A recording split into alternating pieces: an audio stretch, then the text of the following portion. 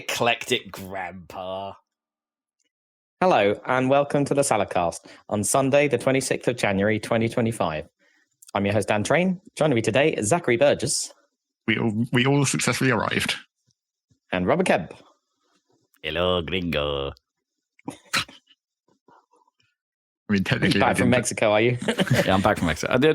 Actually, the only reason I said that is because I was literally just before coming on, I pushed the record button. I was reminded of, hey, gringo, want to buy car insurance, which I still don't know where that comes from. We cannot find that. Like, can't trace TV it. Advert. Some advert, yeah.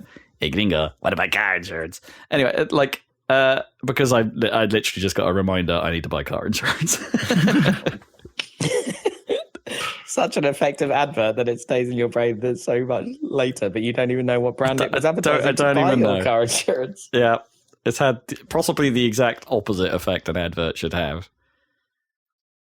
But for some reason, I find it culturally significant, but I don't know what it was for, why, and what is the meaning of this? Now I'm trying to think of where I would buy car insurance based on advertising, and the only brand name that's popped into my head is one that from years and years ago, which is already useless, but then I think it was specifically for women, which is of course Sheila's Wheels. Right, yeah. That's the most effective of adverts, I would say. Can't think of any modern ones. Do you not remember the flood of ads that Esher had with Michael Winner? Oh, I do. Calm down, dear. Yeah. He's a strange guy, that guy. Yeah, he was. And you must know Churchill, obviously. I mean, I managed to stay away from a lot of advertising these days, TV advertising in particular, so I'm not exposed to it. Well, I mean, Churchill still have the dog, but they don't do the "oh yes" anymore. That was the bit that made it memorable. Yeah, exactly. Just having a dog isn't enough. No, I think last few times he's been perfectly silent, just there. Like, whereas like, no, you want the "oh yes." I think they went too far with it, right? He got too vocal. He got too much of it. He learned too much English. Yes, once he started actually talking about stuff, it was like this is not funny any longer. You just want him to say "oh yes" and "oh no" in comical scenarios. Oh no. The company I'm working for, one of their clients at the moment is Compare the Market, and of course, like when will they ever change? When will they ever have a new campaign? They'll just keep the same one forever. No, they can't. They can't now. The meerkats are too effective. Everyone knows. Exactly, it's too much. But there's the trouble that they have to tone down the Russianness of it these days. The fact they're called Sergei and Alexei, yeah. Like tone down the Russian thing during the Ukraine war, maybe. What does? But then they made that goddamn wombat. He sucks. Right, yeah, he's the Poochie of the meerkat world. Can you tell me about, because I, having not seen the TV, haven't seen the wombat. Like the meerkats are Russian, right? Yeah, but meerkats are not from Russia. They're from Africa, obviously. South Africa. Is the wombat Australian? Yeah. Does that make sense? No, it should be like a Swedish wombat or something. I mean, right? That would make more sense. I mean, I don't know how their family tree works. He's supposedly a cousin, right? Well, that obviously doesn't make any sense. Right. I mean, clearly adopted.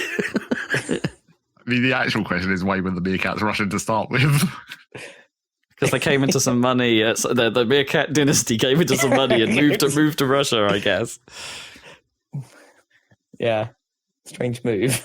Well, they accidentally hitched a ride on a boat at some point. I mean, was it literally that because he was basically a rich oligarch originally, so he had to be Russian, obviously? Yeah. Yeah, but he was also kind of 19th century-esque, isn't he? Kind of, wouldn't you say? Yeah, a little. He should be from Namibia or something if he's a... Do the Russians enjoy wingback smoking chairs? Like the oligarchy? Yeah, the oligarchy. Yeah, I'm sure they do. All the finer things. Yeah. Hey, Revelations. Totally different subject. As in the book? No, definitely not. There's no Russian meerkats in Revelations. Plenty of other weird stuff, but I don't know. There's some strange stuff in there. Yeah, plenty of other. I would be surprised if there were Russian meerkats. The end of the world. And lo, Alexei said unto thee, I've got deals for you. One of my car insurance. Yeah, no, I just discovered the other day that like this beer pouring technique that is supposedly like how you're supposed to pour a Guinness and stuff like that. And I noticed like BrewDog have adopted it as well. Like out of a can. Yeah. Okay. This whole like you just tip the can fully upside down. Right. Like, don't bother trying to pour it. Just like fully. I mean, that's not going to work for certain kinds of beer, is it? No. So as I've just proved to myself, so it works absolutely fine for a Guinness and a stout, and it is actually a perfect way to do it. Well, the perfect way is not to have a can, right? Well, I guess. Actually use there's some debate on there's debate on that. Some beer aficionados claim the can is actually the preferred way to preserve a beer. Yeah. But anyway, I tried that with a hobgoblin, a regular ruby, and pretty good ruby. I do like a hobgoblin. No, I'm not knocking it, but I tried the technique on that, and it's like, nope, that is 50% head. Did you do it over the sink or something? No, just straight up into a big old pint glass. Right. Okay. And then just when I saw it was going bad, aborted. Bail out. So I've definitely in the past, without really thinking about it, stupidly poured like a half pint into a full pint glass or whatever, being like, I prefer to have the big glass. It's like, no, they poured that pint properly and now you've just ruined it. Yeah. Or half pint, no. Well, I mean, it just looks dissatisfying, doesn't it? Like having this only filled half my glass. It's like when you get those, like some like bottles aren't often actually full pints, right? So it's you pour that into a pint glass. So there's always a little bit like, Yeah, but filling it up with head is not going to make it nicer, sadly. No, but I don't know. It might give you that vague impression that you've got value. Yeah, I guess. In other news, my life is turning completely into a cliche. Revelations. Yeah, I just thought, like, again, another thing that happened immediately before the podcast, or immediately before I started speaking before Mike went live. Baby plus talcum powder equals disaster. Right. Yeah, we had one of those. I was as in baby got to the talcum. Yeah. Powder. I was doing like perfectly not well. I was trying to set up for this, but then naturally I get like accosted, be like, Rob, can you help me or something? Can you help me? Like, can you hear me over this incredibly loud music? And I'm like, barely. Head upstairs. And she's like, all right, I need your eye for leveling some pictures on the wall, right? Right. Classic. You don't use like a spirit level. Like no, I asked her about that and she's like, I can't find it. And I'm like, you can use your phone. And she's like, yeah, maybe I could. But anyway. Use your eye. Yeah. So there's me doing that. In the meantime, we hear like a knock and like Badger getting a little bit upset, as he tends to do right now. He's fully hitting twos. He's nearly two, and he's like, the tantrums are coming. And I go, I should probably check on that. Hang on. Go in there. Just find he's shut himself in the bathroom. And that's what he's upset about. Open the door, and then classic white floor moment. I'm like, okay. No. At least it was in the bathroom. It was pretty good. And in fairness, no one was planning to do a Hoover at that precise moment anyway. So it was just like, well, the Hoover's going to smell good. Okay.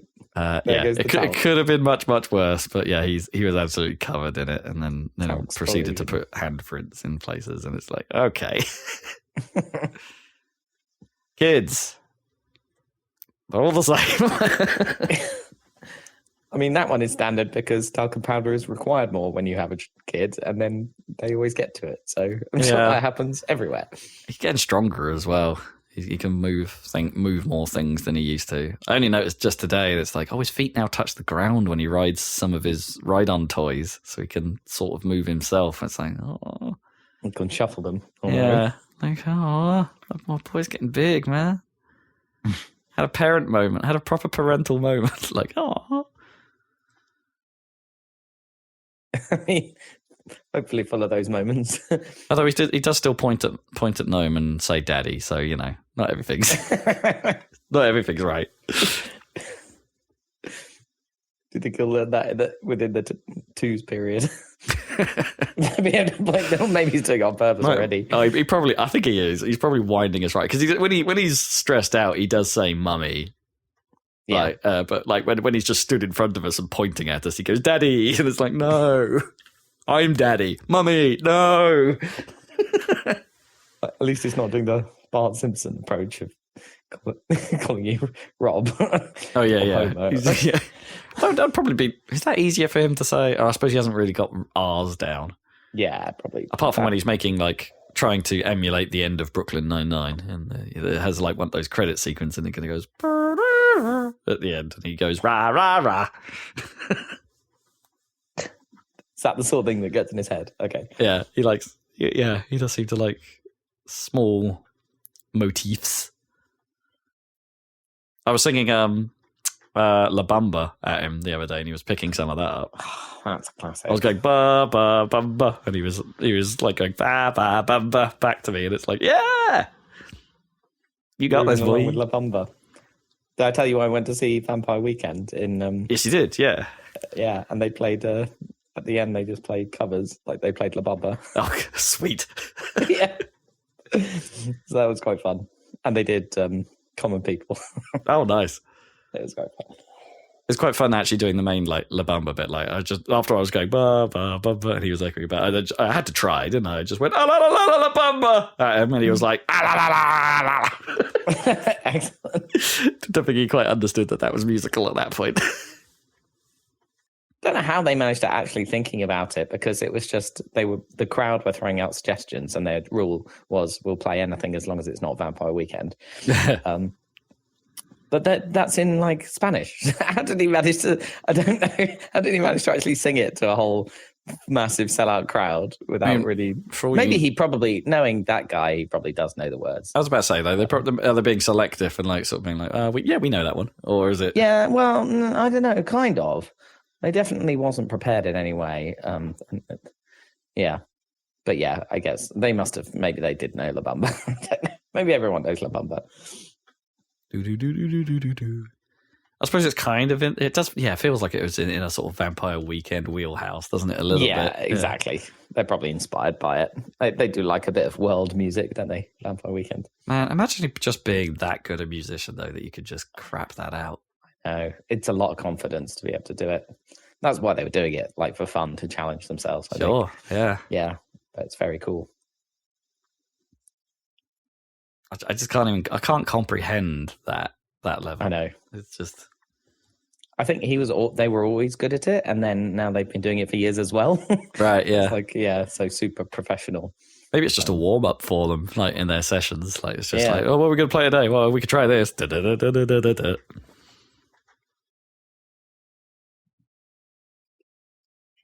Anyway, that's pretty much my tales. Zach, why are you not here? Why are you here but not here? You're not at my house. Because I had a leg cramp this morning that persisted past waking up time. So I was like, I'm not going to walk to Rob's today. And as I've discussed before about my cramps, I am fully sympathetic with this plight. And it's bloody raining, so, you picked a good day. Well, extra excuse. I mean, I could have come got you, I suppose, but I did not think that far ahead. Have you been running in this rain, Rob? No. Sensible. It was actually perfect conditions yesterday for running. I haven't run today, but I ran yesterday, and it was perfect conditions in Felixstowe, despite all the storm. What was the name? Was it called Owen? Was it Owen? Storm Eowyn. Eowyn. Like the character from Lord of the Rings. Right. My favourite character from Lord of the Rings, and they had to name the destructive storm after her. I don't know what she did to deserve that. Is Eowyn a regular ass name now? Because the storm names are usually the most boring names, right? I was trying to find who had chosen the name, and I couldn't find it. But it definitely is the name from. That's not a. Although is it Gaelic? Oh. Well, probably. Some of the words in, especially Rohan language, are just Old English, I think. But I'm pretty sure Eowyn is a totally invented name, like all of them in Lord. I don't think it's a real name. I know there's an Irish spelling of Owen that's Yogahan, but I don't think it's that. I don't know. Because in the Rohan language, Ao means horse, right? So that's what everything's Ao because they're obsessed with horses. Storm horse geezer. Anyway, yeah. Just so, despite all that, like being like apparently popping off on Friday, and it did blow my bins over. You know, that's the sign of wind. Yeah, it was absolutely. It was lovely. Just a right temperature, sunny, clear sky, just a little bit of a cold breeze. It's nice. And then today happened, so you know, I lucked out. There you go. There you go. There you go. There you go. Done. Skip the storm. Nice one. Yeah, don't get cramps the worst. Should I tell you? I don't know if did I speak about this on air? I'm not sure I did, but I'm not sure. Well, my mum's not going to listen to this, so I think I can just say she's not going to appreciate this story. But so we went for a spa day a week and a bit ago, and we left Milesy in her care for the day, and we nice. So yeah, it was a really nice spa day. Yeah, properly lovely. Had a really lovely time. It was getting towards the end of the day, but we had like I treated us to a full body massage session because I don't know if you've ever had one, but they are friggin' lovely. Oh my god. So we were going to do that, and just before we go into that, I noticed there's a message. My watch came into range of my phone somehow, which was still in my locker. And it pinged up that Mum had sent us a message like 15 minutes ago from when I saw it, saying, "I need you to call me, urgent." And I'm like, "Oh God, what's happened?" So Gnome had a phone on her, and so she rang her, and it's like, "I've locked myself out of your house." And I'm like, "Wait, what? Don't worry, Milesy's also locked out of the house." And I'm like, "Okay, that's not so bad." They're not separated. That could have been worse. Bad. And it's like, "Okay, what did you do?" And it's like, "Well, I went out the back door to go out." And I'm immediately thinking, well, why would you do that? Oh, right. Okay. I guess the pram was out the back. So you just went out the back rather than out the front door. But I left the key in your front door, and your front door is locked. I then promptly lost the back key, the back door key. Right. So that back door key is somewhere in Needham now. We don't know where. And I can't get back into your house. And I'm like, wait, what? Okay. So then I'm panicking because obviously the key is in the front door. So me bringing she's got a front door key, and she can't use the front door key to get back into our house because the key's in it. And now I'm like, oh God, do we have a back door key on us? I don't have one on my keychain. That's a problem. How are we going to get back into our own damn house? Oh, no. By chance, Gnome had been using my car earlier in the week and had left a set of keys in there. In the car? In my car, and it just happened to have a back door key. So everything was fine in the end. But still, just before going into a massage, and we get this, like, and someone like stressing out, go, like, honestly, sort of turning around, going, what a moron. And getting quite stressed out about it, and then the sort of I said the masseuse. I don't know what they prefer to be called. Massage therapists, I suppose, is that the word? They were like, "Are you guys ready?" And I'm like, "Yeah, no, hang on, give us a minute." Yeah. And we're trying to sort this out, and then they come in, and it's like, "Is everything okay?" That's how are you all right? And it's like, "Yeah, we're fine. We just really need this now." Yeah, we need a de-stress. This is better work. So yeah. Unfortunately, Mum doesn't live.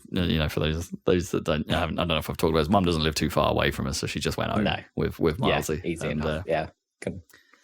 So we went there and sorted it all out. But still, bit of a day. Yeah. Especially when it's like you're supposed to be taking care of everything for you, and then it's like Rancho Relaxo on the sense. Yeah, exactly. Yeah, it's supposed what the hell is going on at home? It's supposed, kind of broke the pure chill out mood a little. Vibe, yeah. Oh well. My life is a cliche. All's well, then. Is that just like all parenting? I assume it's just like you fall into the patterns. It's a pretty common human experience, I think. It's not surprising that you encounter some of the same situations that most people do. Yeah. Oh, well. That's why there's a way to escape the humdrum using the power of computation. Video games! Yeah, It's a podcast about video games. it is. Eventually. But what is going on in that world is a question. News! It's a big week. Woo. Or a big couple of weeks, I suppose. Pretty immediately after our last episode, as usual. Yeah. News of the Switch 2 dropped. They've, Nintendo are not hiding it anymore. It is called the Switch 2. That is it. As we thought. Yeah. Very sensible branding. Yep. Huge letter 2. Yeah. Letter number 2. Numeral 2. Oh my gosh! Like I know I talk about Carl Bosman's videos a fair amount on this podcast, but I really like his what he said about the Switch 2 reveal and stuff like that. In that they have picked the most boring 2. Like it's of the possible 2 characters. Yeah, I mean it's not even a particularly like a Spider-Man font 3. Or exactly. Yeah, it's exactly. Well, he was looking at like the PlayStation 2. It's like you see the 2, and it's like from PlayStation 2. You go, that's the PlayStation 2. You look at Shrek 2. They have given up on that now, though. Like the 4 and 5, obviously they're stylized, but they're basically the same style, right? Kind of, yeah. But you could sort of tell, I think, that they were maybe there's a little bit of stylizing to them. Whereas the Switch 2, no, it might as well be Arial. I don't know what font it actually is, but there's nothing particularly unique about it. Like if it's not next to the Switch logo, which is just the original Switch logo. That is true. Is it just from the same font as the word Switch is in, or whatever? Probably. I mean, yeah. if that font had numbers in originally, I guess. Yeah, that's true. So, but they've gone for the very big 2, which sensible, I think. I was thinking made it Roman numerals, and then we could have had the Switch Wii. That's true.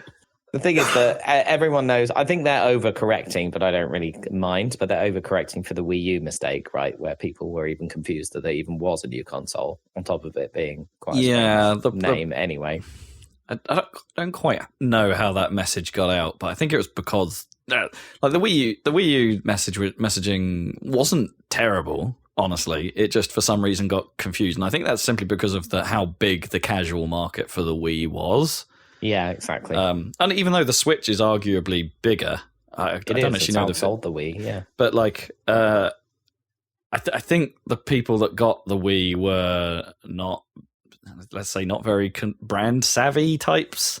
So when they saw the Wii U and saw that it had a gamepad with a screen in it, somehow the assumption that it was an expansion to the Wii like came out, or something. Yeah. And I don't really understand how that happened. I think it's a combination, though. You have to admit that not only did the marketing and stuff, it wasn't that great. I don't think, really, on a pure. Even if you're fully clued up, I don't think the Wii U was that brilliant hardware-wise, in my opinion. I mean, in a weird way, the Wii U should have done better than it did, because it was everything the Wii was, just with a new quirk and more powerful hardware. Which, hey, that's what the Switch 2 is. Yeah, but they're trying. So there you go. So they're trying not to make that marketing mistake, I guess. Yeah, they're gonna have to be a little bit careful, but also completely correct play, really, because it's like they know they're onto a good thing. That's absolutely right. Because the rest of the industry is trying to get a foot in, right? It's If it wasn't for the Switch, would we have had the current form factor handheld PCs? Would that have been a thing? Steam Deck and all of its brethren.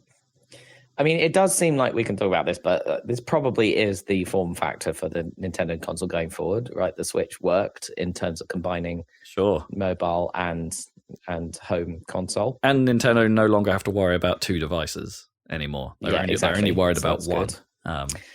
And so they had the opportunity to do this 2, approach. But I'm just thinking, even if Xbox wanted to, they're now screwed. There's no way. PlayStation got it right from the beginning by being like PlayStation 2, PlayStation 3. They got it right. Nintendo can now do it, but Xbox, what can they do? They have to call it Series X, DX to something confusing. There's no way to call it.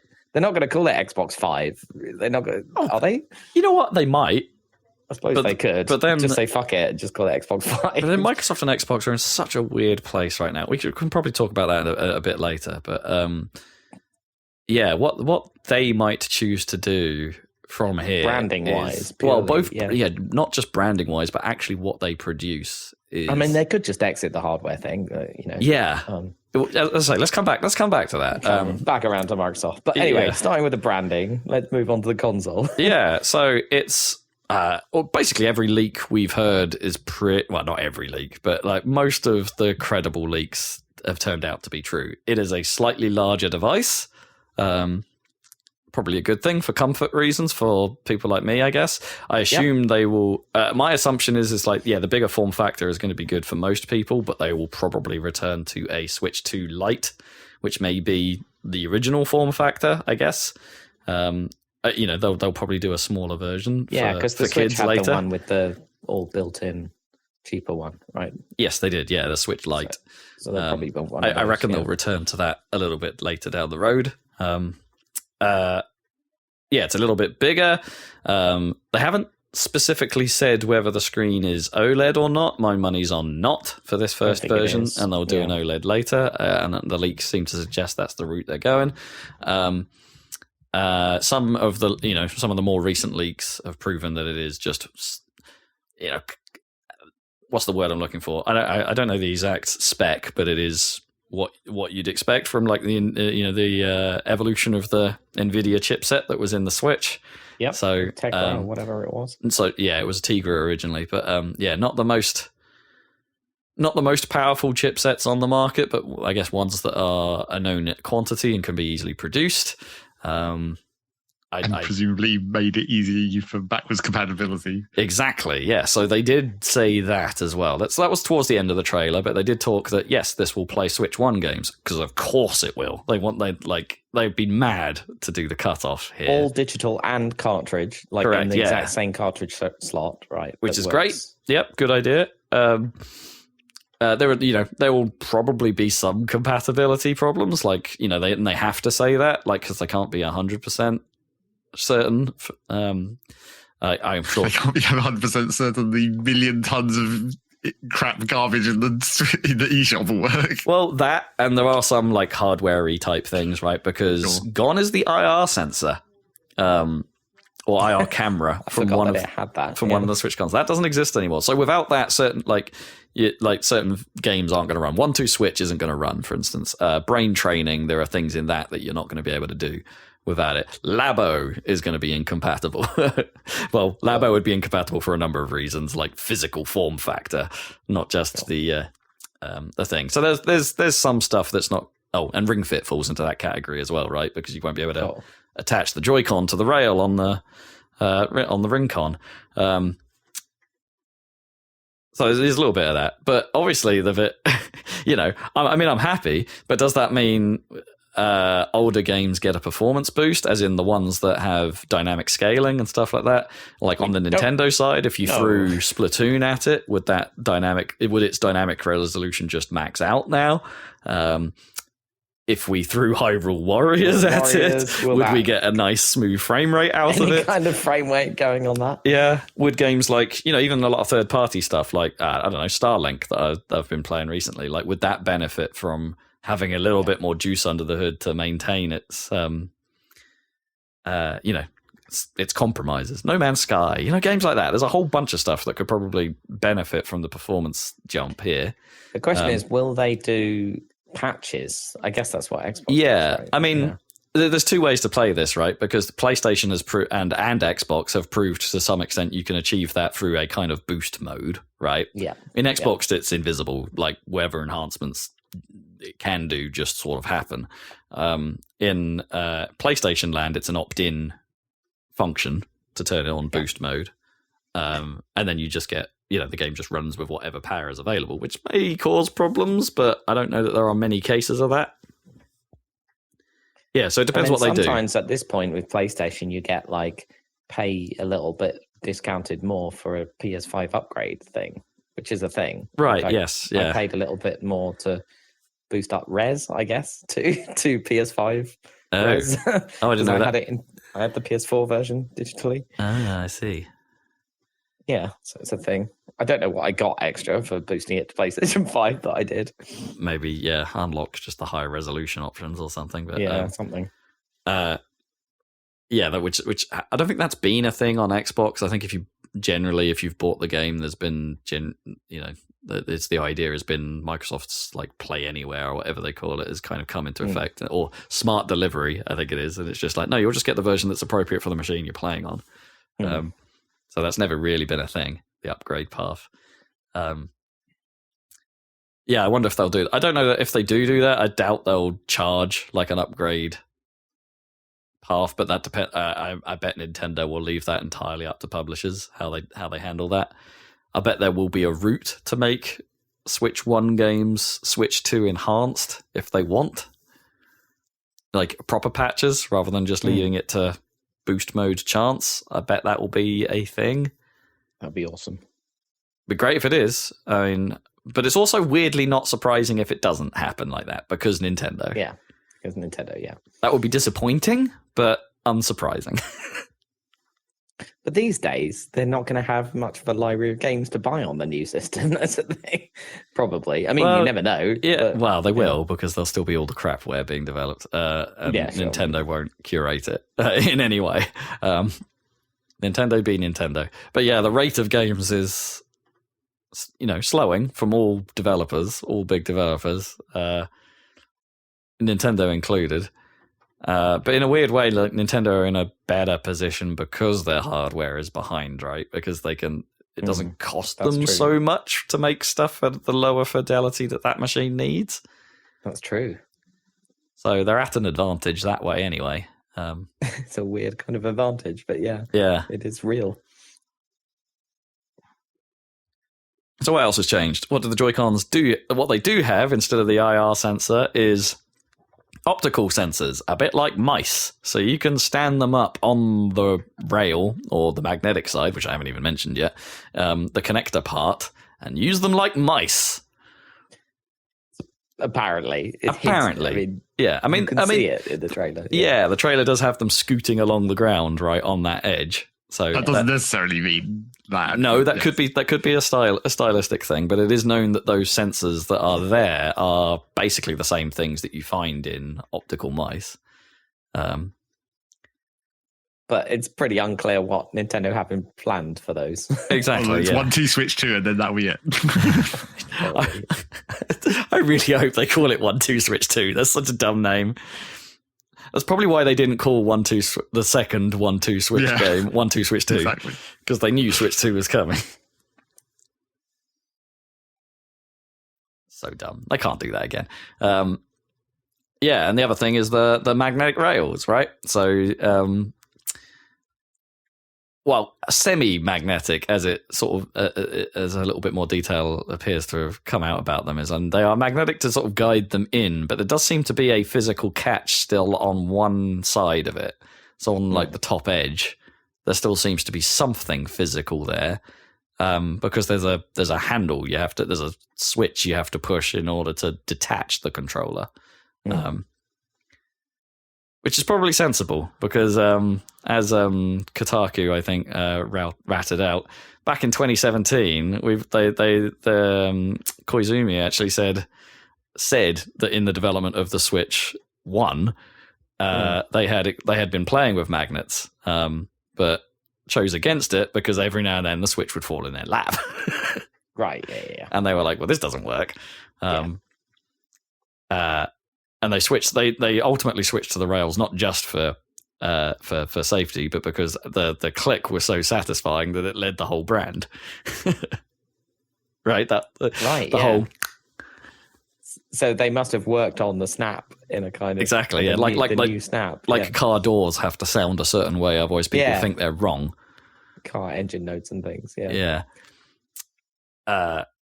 So it's interesting they went back to the magnets. It's it's the thing I'm the most skeptical about. I am most worried about that. But the physical catch makes a bit of sense.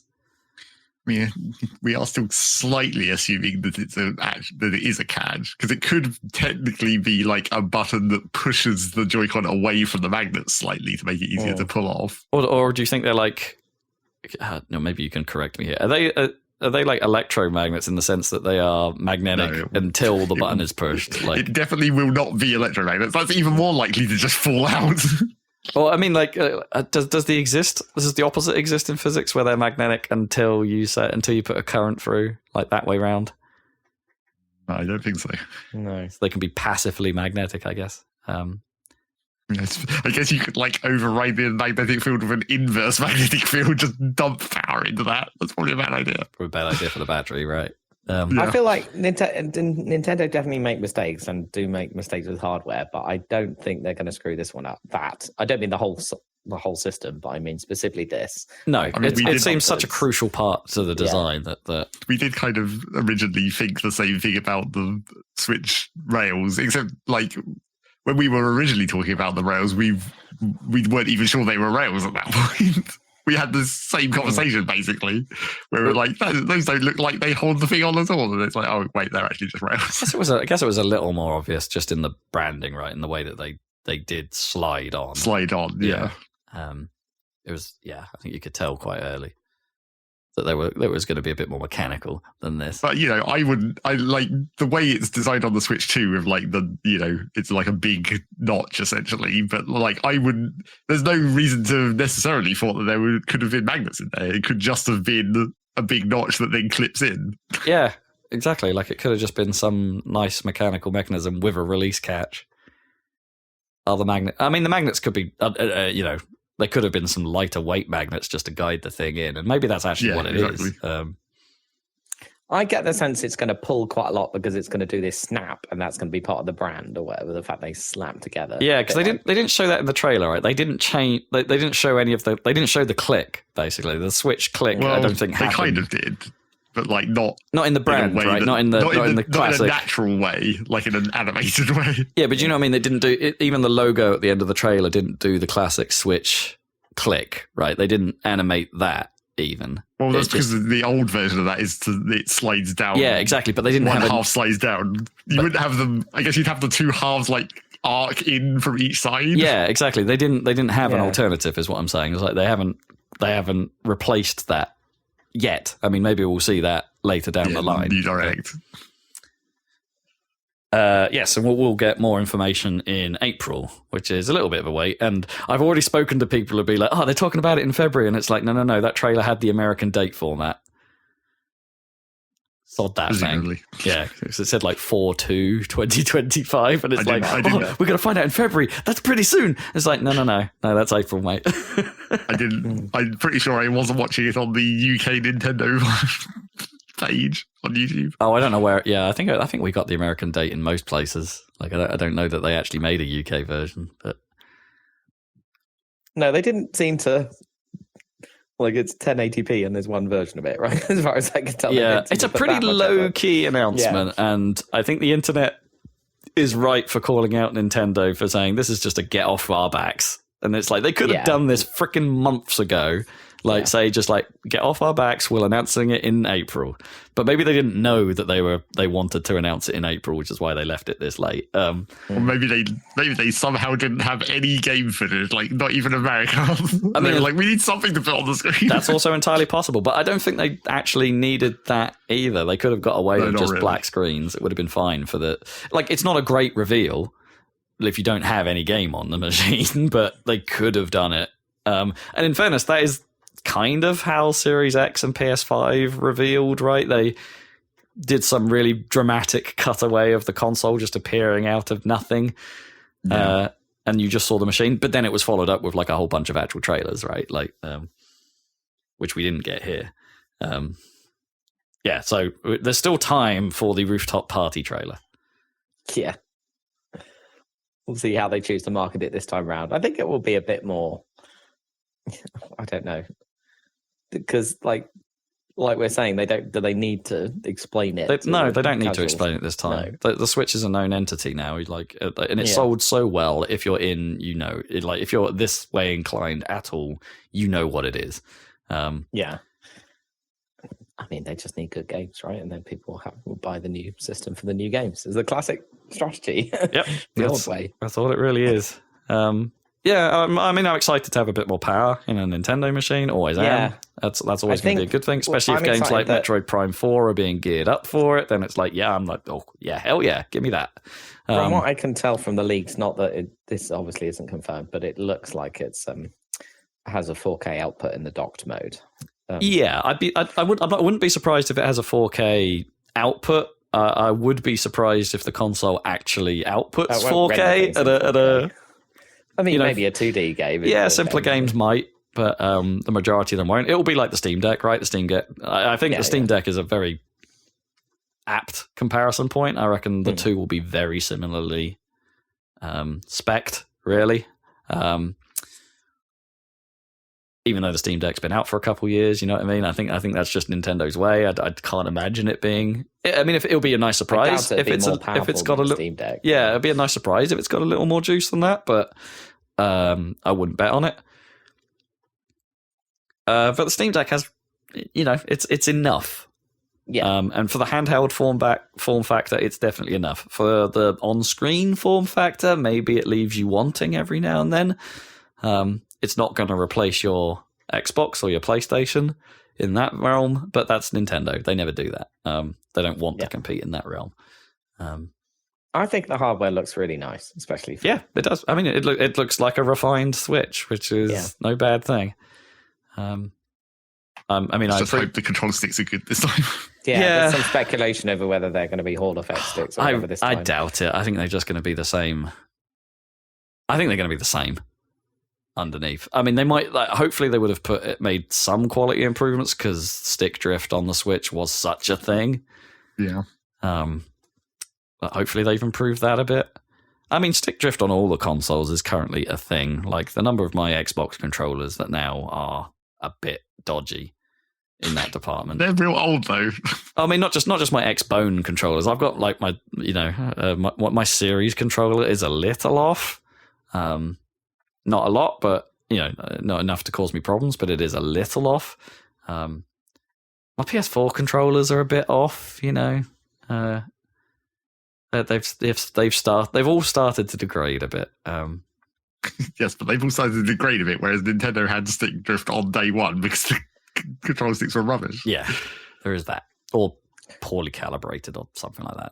I know something was wrong. Massively bigger, the Switch 2, but I don't know. It feels like it looks like it's going to be more comfortable. Space on a Joy-Con for a stick. Yeah, I mean having used the Steam Deck, like the bigger size. Like? Oh, sorry. I was just about to say, having used the Steam Deck, the bigger size is a benefit. Like for adults, having a bigger machine is better. I mean, bigger is one thing, but then, what is the grip going to be, right? Because the shape of, the actual, the back side of a Joy-Con is basically nothing. It's flat. Yeah. There's a little, ledge where the not triggers stick out. You're right. This won't be that different. It won't be as chunkified as, a Steam Deck. I mean, Steam Deck isn't hugely deep, but it is, there is a bit more hand grippiness there. And, from the rear shots of the Switch 2, I mean, it's hard to tell, but I think maybe that lump where the triggers are is a little bigger. Just a little bit. Yeah. But I think that's the only bit where the size has increased, right? Where the depth may have increased a bit, just around the trigger, not necessarily around your palm or your little fingers or anything like that. So it might, I don't know.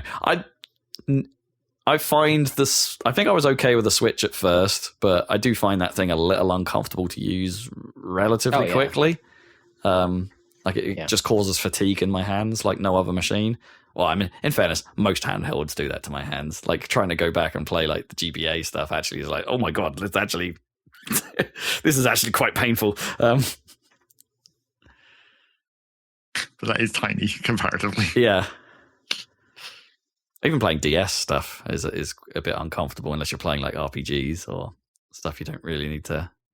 Yeah, action games on those machines can be a little uncomfortable. And there's the question of are the old controllers compatible as well? Are those triggers analog finally? We don't know any of that. I would hope the accessories are all compatible, right? Because Nintendo kind of went in on accessories this generation. because it's not just the main Joy-Cons and the Pro controller to worry about. You got all the NSO controllers, like the N64 pad and things like that, and the new GameCube controllers they made. Well, sure. I mean, anything that is using Nintendo's Bluetooth solution, you would expect it still to work, because I doubt they will have changed that. Yeah, really. let's hope. Let's really hope.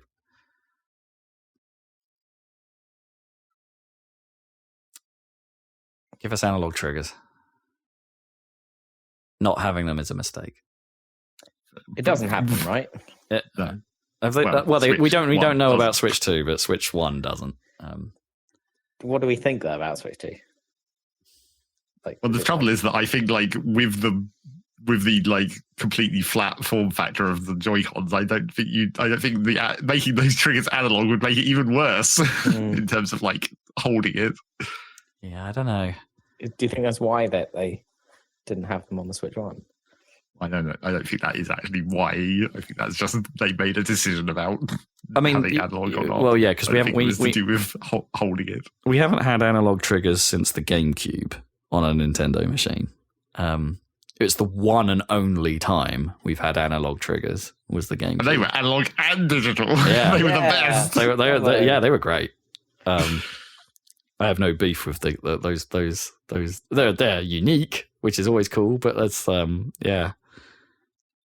it's just surprising they've never gone back to it. Like even Wii U time. Like, why did they not do it then? It's not like that gamepad was small. They could have easily have put it on there. And they made a nice Pro controller for the Wii U as well, and that didn't have them.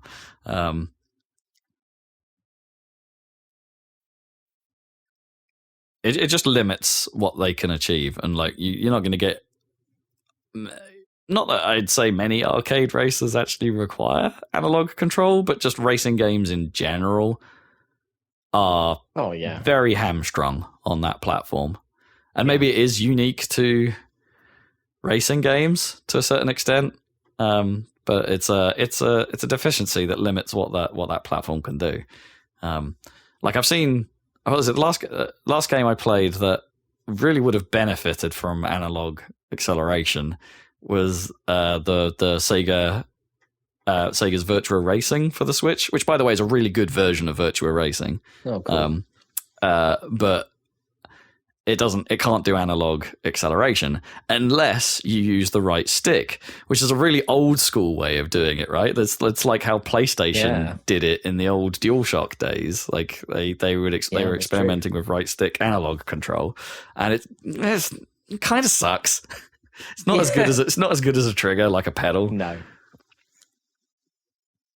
It's actually amazing how good a trigger is compared, at aping the feeling of a pedal. Yeah, definitely.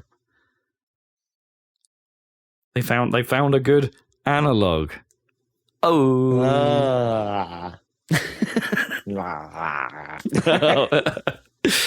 Sorry, did I push your cringe muscle? I feel like life is just now just a dichotomy between being cringy and based. And that in itself is cringe.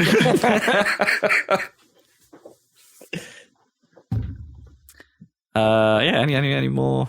Anything else you're hyped for or worried about Switch 2? Anything else? Price? We don't know anything about price, I suppose. Yeah, I guess. I want to see what dumb notch they're putting on the cartridge to stop the old Switch cartridges going in the same slot. Oh. I mean, the new ones going in the old one. I mean, maybe it can go in there and just say doesn't work on the Switch. I mean, no, that's not the Nintendo way. You need it's true. Random nubbin sticking out the side. Nubbin detent or whatever.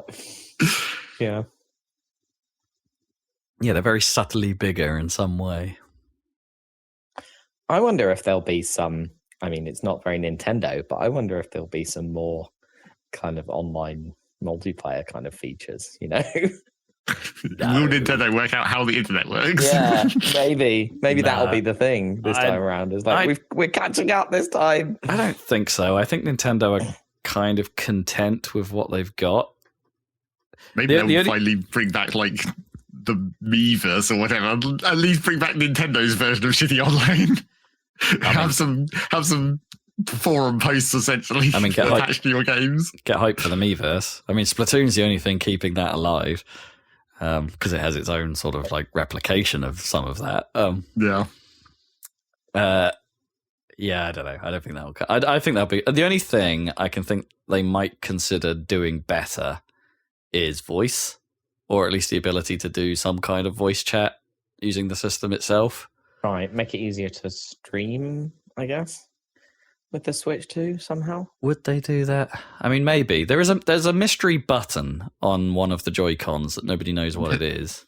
Nintendo has such a giant problem with copyright. I don't think they want you to be able to stream their shit directly from the system. No, you're probably right. I mean, they do have the video capture and screenshot capture on the Switch, right? But not. And then getting it off the Switch is probably a pain. I actually don't know how you do that. Well, you probably just put it on the SD card and then take that out and then... Yeah. Yeah, I don't know. I think Nintendo will maintain their draconian ways in some form. I don't know that we'll see many revelations there. Voice is the only thing that I think they took some heat over. Or enough heat over to perhaps consider changing. Well, that and like the very basic functionality, like getting into parties and shit in Splatoon. Where it's like, why is this so ridiculously impossible? I mean, they made it a bit easier, didn't they, this time around? Because now at least you have friends that aren't like friend coded in some way. You can just like link people up. I guess there's no like add this random player I was playing against as a friend, right? That still doesn't exist. So you can't build communities in the way Xbox Live did or anything like that. But then who does that these days anyway? That kind of, I don't know that way of doing things is really as alive as it once was. No. But maybe that's just Social us getting media old. in general. Yeah. Maybe. I find it weird that you can't like buy a game on the Nintendo store and gift it to anybody. I don't think Right, you could with yeah. Steam or whatever. Presumably you can still do that with Steam. We used to do that at Christmas. You can do that on Steam, yeah. I think you could do that on Xbox. Don't know about PlayStation, but I presume that's a thing.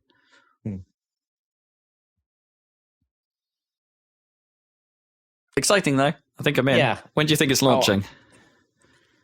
Like I don't know. soon after April, or like because it's sort of in their window, right? They like to launch that sort of Easter-y time. It'd be nice if it was, relatively soon. I don't know. I wonder if I don't know. Do you think will they be affected by these tariffs in the US if it's? Not if they get it out soon enough. Maybe. Yeah, but then they'll just be hit by it later. They'll have to. The early adopters might be all right, but then they'll have to change something soon after launch, presumably. Well, I'm definitely in for launch. I think, especially if it does depend on the game. It does, but, yeah. If there are upgrades to my existing games, then I still would be. Yeah, still would be in. I don't know that we're getting a main. I don't know. At this point, I feel the fact that they showed Mario Kart, I feel like we might not get a mainline platformer. Well, it's hard to say, isn't it? Because like Mario Kart is it's the biggest selling thing. Yeah, exactly. It's the biggest selling thing. It actually technically has a wider appeal. And the Switch so maybe they're saving. The Switch didn't get an exclusive Mario Kart. Don't forget. It didn't. No, it didn't. So, yeah.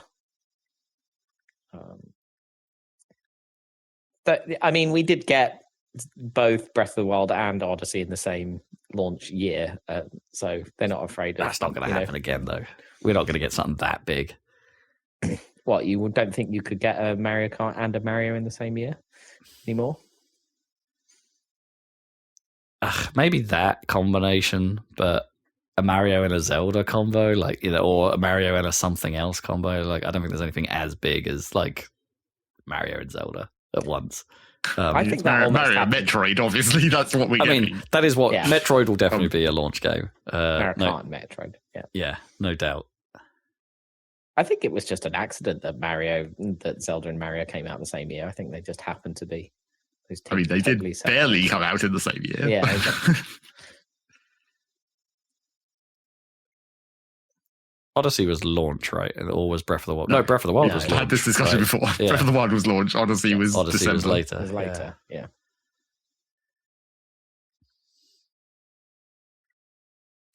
Yes, exciting times. Mm, Looking forward to about damn time. beautiful 4K Nintendo games. So, do we want to talk about that Mario Kart trailer? Anything Sure. that... I mean, there's not... Tiny amount of it that there was. There's not a huge amount to take out of it, I guess, but like the things that people are cottoning on to are, okay, the character designs are a little bit difficult. Donkey Kong controversy aside, I don't care about how Donkey Kong looks. He looks fine. The fact that they're proportioning the vehicles a little more realistically, it seems like it was there's possibly 20. There's the rumor that they're going to have 24 karts now in a single race, which would be cool. Based on there being 24 grid positions on that you can see in the video. Yeah. So that could be neat, or that could be nothing. There's the rumor that trailer is indicative of the size of the new tracks, that they might actually be quite big. I mean, that would make sense if you wanted to put 24 cars on there. Maybe. Give a bit more space. But maybe not. Maybe that makes the actual driving less technical, which is less fun, I think. I don't know. So part of Mario Kart's charm for me is having a little bit of challenge in like trying to actually maneuver. You don't want a lot. But you want some, like just perhaps to do some quirky stuff, or at the very least the obvious skill quotes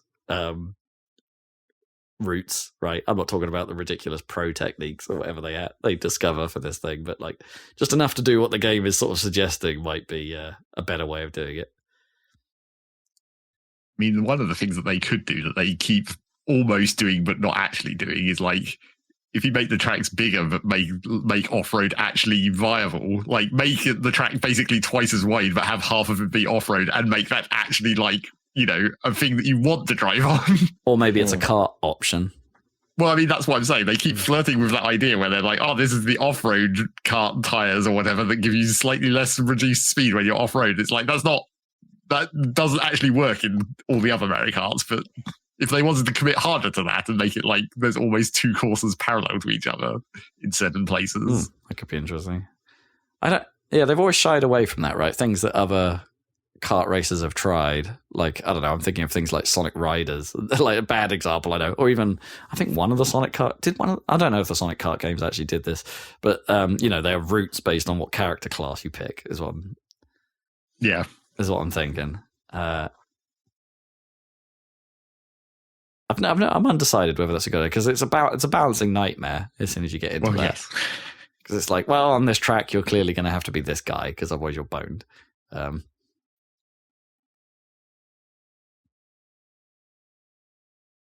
I don't know. It's good that there's a new Mario Kart. I hope it's just. I want some. They're not going to do this, but I want something that is a little bit different. Yeah. I like Mario Kart 8 a lot. I'm not saying it's a bad game. It's a pretty good Mario Kart, but it feels exactly as you'd expect a Mario Kart to feel, especially coming off the back of Mario Kart Wii and Mario Kart 7. Like, those games all kind of feel the same. Like, the last one I can think of that had a little bit of a different feel was Double Dash, right? Those karts do feel a bit different to drive. And it's like, it's not even a big thing, right, really, is it? Like, the presentation between Double Dash and the others is a little different, but it's just enough. And the fact that, all the weight classes and the orientation of the two people on the cart and all of that stuff, and that, like, it all came together to make it feel like there was more variation in how that thing could play out. And that's what I'm after. Like, even with Mario Kart 8's, like, kart customization and, how they all the stuff you could do to those and the weight and all those things. Like, ultimately, they all kind of felt the same, but the stats changed, right? Like, it didn't actually fundamentally change how you drove them, or at least it didn't feel enough that way. So I want a bit of that. But I don't think we'll get... the off-road comes in. Yeah, exactly. I just don't think we'll get any of that. I think Nintendo and Mario Kart are pretty conservative. Yeah. Which is a shame. I want them to take a few more risks. Are they going to bring back the anti-gravity this time? I wouldn't be surprised if they don't. Actually, Yeah. they might simply because it gives them the ability to reuse tracks, which is clearly something they've liked to do. Yep. But maybe they wouldn't. Maybe they'd go a bit more traditional. Because it didn't really. The thing with the anti-gravs, it didn't really change anything. Didn't feel all that different. I don't know. The only thing was like the weird collision thing, right? So when you were in anti-grav mode, bumping the poles and bumping other drivers even could give you little speed boosts for some reason.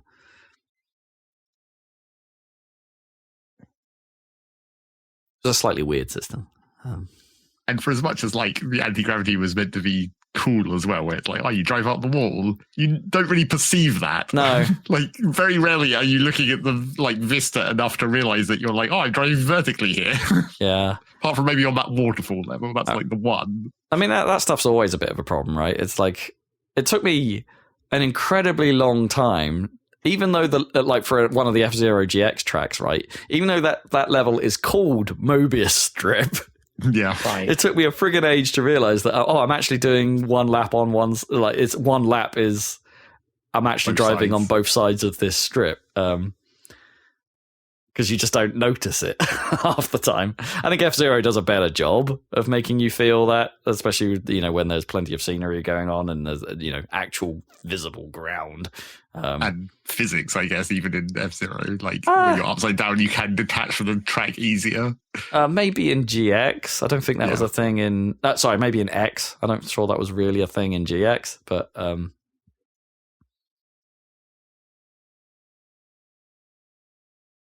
Yeah. Anyway, I'm interested to see what they do.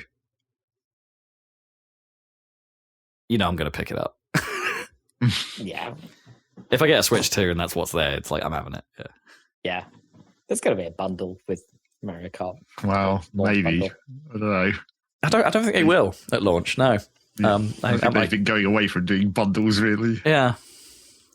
They do fancily coloured hardware, but they don't necessarily even package those with the game. I have some hope that the dock will work for both machines. So, like, I don't think it will. I think because the new one's going to be too fat to fit in the slot. I don't know do you think the thickness is different enough? I think it probably is. I mean, there is a new dock, right, with curved. Yeah, so it looks different. It's not the same. But whether it could go in the old dock, I don't know. It'd be really, because there were some rumors at one point that they wouldn't sell a dock with Switch 2, that you would buy the docklet and the dock was an option. We don't know. What do you mean? As in, you wouldn't have a Switch you could buy a Switch without its dock. I mean, that might make sense because they could just have a packed in like USB-C cable to charge it and then not have basically have it be a portable system and then say like, oh, you can upgrade this to plug into the TV essentially. Yeah, because it might fall in the same category as what they did with was it the DS at the end of its cycle? They stopped providing a power supply with it. Yeah, but that's not the same thing. That's just Nintendo being dumb with their like power supplies. Where like, we're just going to charge you for this because everyone already has one of these power supplies from the previous versions of. I think it was like, they got away with it because they could and because they thought. I think it simplified their manufacturing process to some degree because they could just they could prepare the boxes for the DS the same way globally then, and then have a separate package for the power supplies. The thing with the Switch 2 is it probably will need to draw more power than the Switch 1. So even if you could use the same Switch dock, you'd probably need to replace the power brick. Maybe. Depends what that brick is capable of, or if it was even drawing its maximum. Mm. Well, yeah, it's like how much are they putting through that USB-C connection, essentially? Yeah, or what the actual transformer could provide, right? Yeah, and also its maximum wattage. Another thing that I think I saw when they were showing in the CG of the Switch 2, like, does it also have a USB port on the top now? Because that was always one of the dumb things about the form factor, where like if you were playing it on the stand, you couldn't charge it because the USB port's on the bottom. Yeah, it's got one on the top.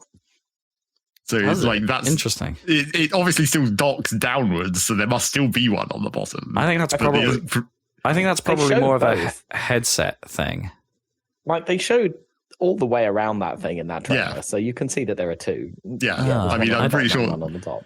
I didn't But spot then, that. so Interesting. presumably, that's why there should be one on the top, right? So you can use especially now that the stand is new and improved and it actually works properly instead of being real shit like the But old it's a one. bit weird how they highlighted, oh, look, there's a USB port on the top without explaining what it's for. If it's just for like, oh, now you can charge it while it's it propped up, like, cool, I guess. And that is good, obviously. But it's like, I'm sure they have some other things in store for that. Well, for maybe. that top USB port.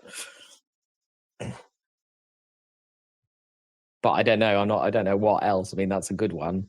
The worst thing would be if it turned out that you get an extra USB port on the top, but then you can't charge with it or something stupid. Yeah, like that. it's like it's not even got a power Yeah. line through there. It's only Yeah. for a headset or Would something. not be again.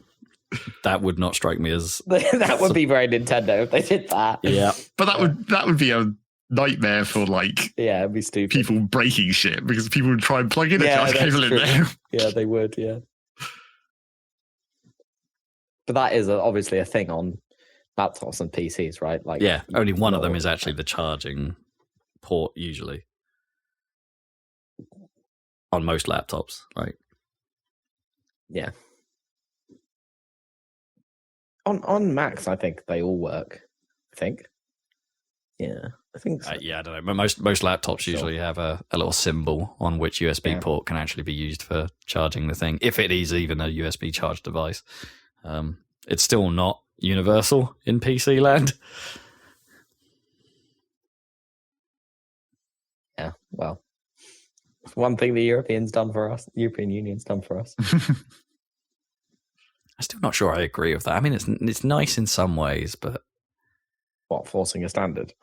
yeah, it's nice in some ways. But like, what happens when the technology improves and you want to use a better port? Yeah. Do you get in Everybody trouble? moves up at the same time, ideally. Well, yeah, but that's the problem. You've got to then you now just can't release a device with a better port. You kind of have to now go, hey, Well, European Union, I need approval to do this.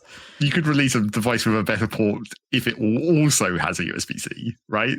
Because all it's I mandating guess, is that you yeah. have to have the ability to charge or whatever through USB-C. So you could put a better port on, sort of like FireWire used to be. Sure, but that's a Which is problem. like- But that's a problem for phones, right? Where this EU regulation That's only a really problem for applies. phones if you're Apple, who are such bitches about putting ports on stuff. No, but I mean, it is a They problem did for that. phones because you've got to allocate space for the extra port. Yeah. Something that is an absolute premium in modern phones. I mean, it's hard to know that the port form factor will run out of, capability to be. But obviously, It will eventually.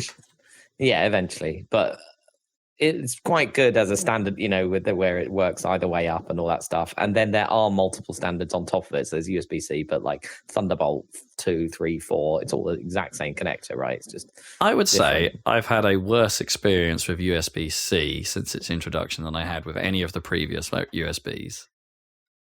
Like, I like the idea of USB-C. Has it been as reliable as the previous versions of USB connector for me? Absolutely not. Like it. what trouble have you had with them? It just doesn't stay seated properly for a lot of devices.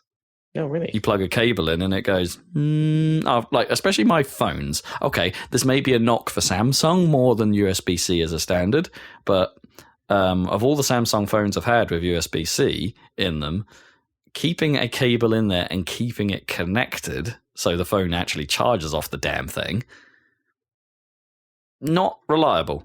Not in the slightest. And I've definitely had devices where or external hard drives or like peripherals where plugging this doesn't make any sense. And I know what I'm about to say sounds nuts, but plugging the USB-C in one way up compared to the other just doesn't work.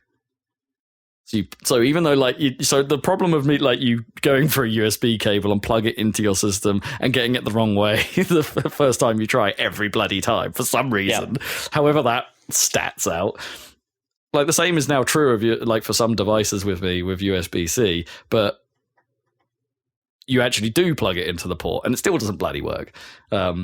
What? So are you it works first time because it's identical either way up, but then you flip it over, do you? Because it's flip over because it hasn't been recognised by the whatever device I'm using, like the PC or. I mean, that could still be a I've coincidence. never had that. I've definitely had that, and that could be a coincidence. That could just be the cable. That could be a fault with that in some way. It It just be occurred like to there's me that I should just flip dust it over. on one side of the that's connector or weird. something. Yeah, but I've seen it. They've seen us. It's been a thing. So like I'm not enamored with USB-C. Like the idea is fine. It's just the reality of it for me just hasn't hit the promise. I do like that it's doing away for charging random weird bits of electronics with the micro USB and shit like that. And I'm glad Micro that's USB going was the best. Like things actually just fit into it. They fit snugly. There was no micro USB just bloody worked. I've got a boatload of those cables because it was just it was a damn good format. And the PlayStation 4 connector for those, that's how you charge your PlayStation 4 controller. It's micro USB. It works lovely. It's fine. Yeah, but now I can charge my Switch controller and my PlayStation controller and my Kindle and all my my you could have done if they'd have just gone micro USB and not C. The same thing. It's nice. You could have done anyway. If they just picked the world is moving on. Yeah, I know. USB-C is theoretically the better format. It's just not. That's just not how it's played out for me. Like it's an anecdotal thing. I get it, but sure.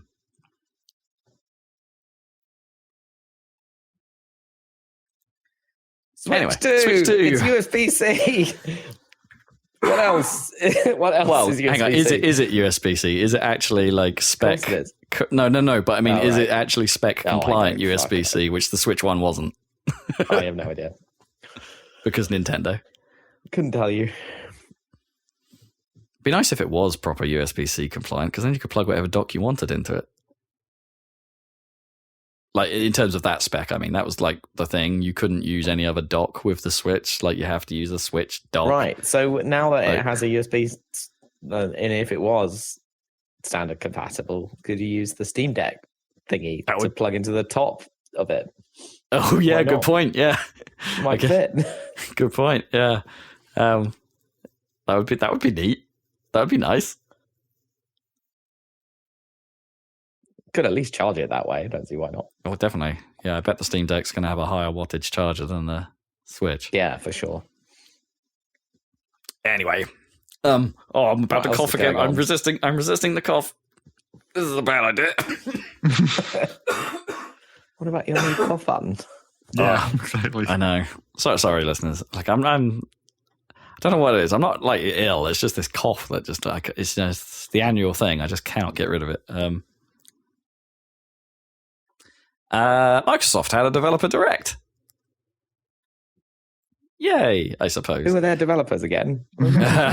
So in this instance, they were supposedly going to talk about 4 games, 3 of which were from their own developers, and 1 of which was from an outside party.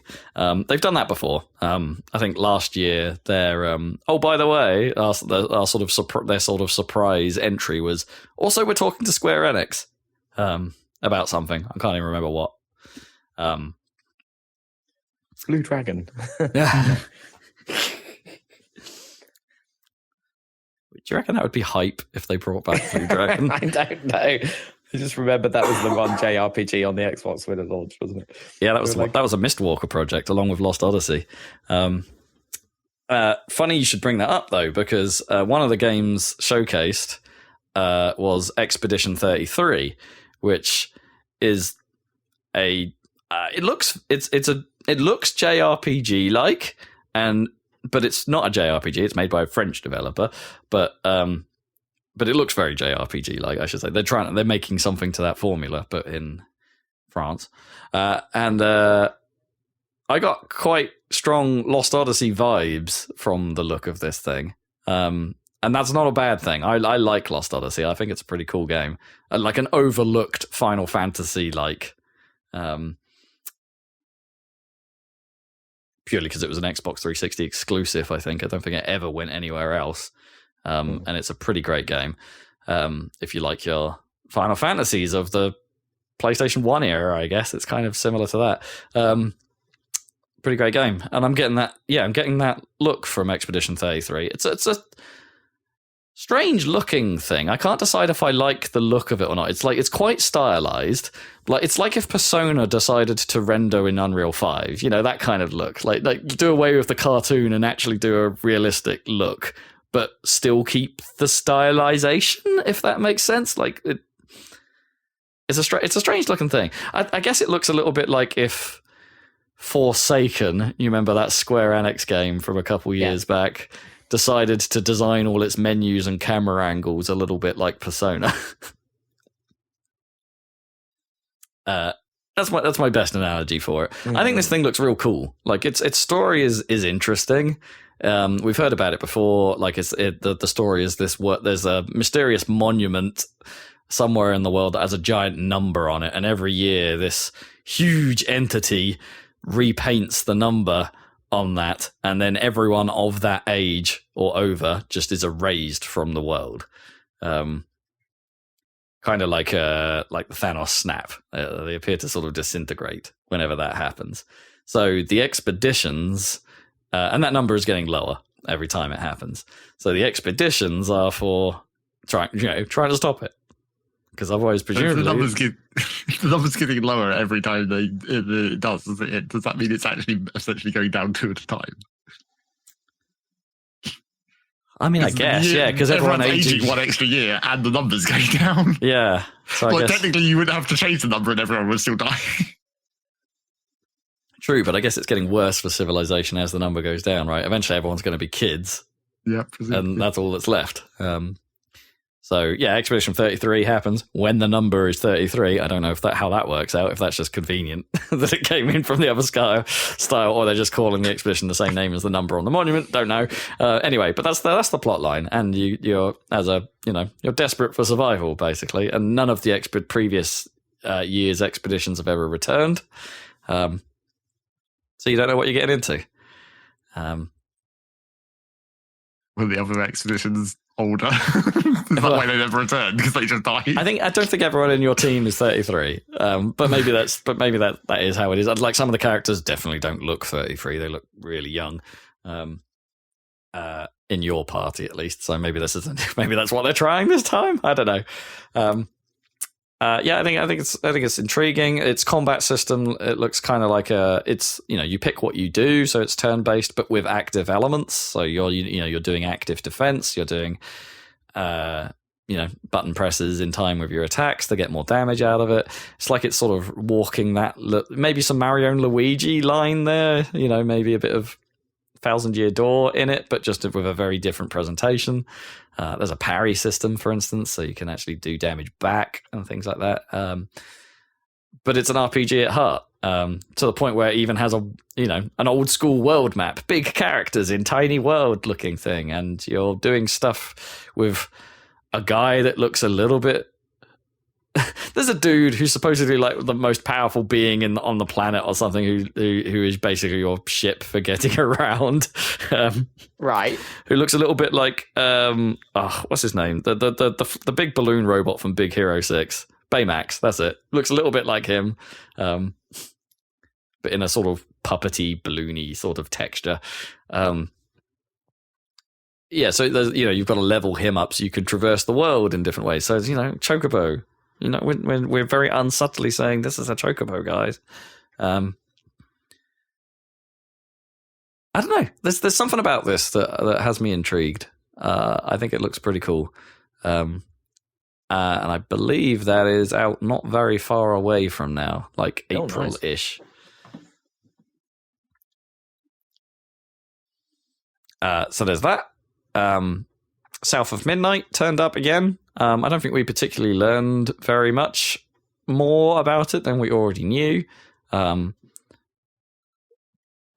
than, it's a fantasy thing. It's like its theme is weaving, so you have like loom powers, I guess.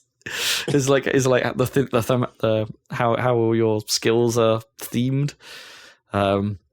What was that stupid action movie with Angelina Jolie with the loom of doom? Wanted? Are you thinking of Wanted? Yeah, Wanted. Yeah. Didn't that have weaving the loom of? Oh yeah, there was a life loom or something. Yeah, something like that. Wanted, yeah. And then isn't that how they got their targets? Like the loom told them. The loom told them. The grandmas told them. Who were weaving on the loom. So this thing looks. I mean, I don't think you could really gather what was happening here. It's got like it's a bit of a. They describe it as an action adventure game, but it feels like a lot of what they showed was more character action. So expect it to feel a little bit more, so like somewhere between a Dark Souls and a Bayonetta. I guess it has like lock-on attacks, but seems to be more on the Bayonetta side, I think, than that sort of character, a Devil May Cry kind of thing, than a deliberate Dark Souls-y type thing. Kill a guy, use your powers, do stuff, crowd management, all that kind of stuff, but with lock-on and things like that. So it's got that nice art style that I think is pretty cool. It's sort of going for that a kind of claymation vibe. Like, there's no... It's like it only renders the keyframes for things and doesn't really tween between them. Do you know what I mean? So it creates that sort of stop motion look to it. It has like a animated on twos kind of. Yeah, I think Spider-Man into the Spider-Verse kind of. Yeah, and I think classically, I think with video games sometimes that looks good and sometimes that looks jank in equal measure at the same time in the same game, and I think there's a bit of that going on here, but it's fine. I don't know. I'm again positive, a little bit optimistic about this. I think it might come good. The only thing that perhaps might put you off is that it's from Compulsion. Right, and so their last project was We Happy Few, that also had a strong premise and not a particularly great end product. Well, yeah, but they kind of seems like they dramatically diverted what that game was even going to be. Yeah, I don't think they can do that in this case. No. And I'm with you there, because, We Happy Few kind of sold itself as being a sort of, I don't know, I thought it might have ended up being a bit Bioshocky from its early trailers, if I remember rightly, and then it ended up being a survival game in many ways, like almost roguelike-y. It wasn't, I don't think it was what anyone really expected.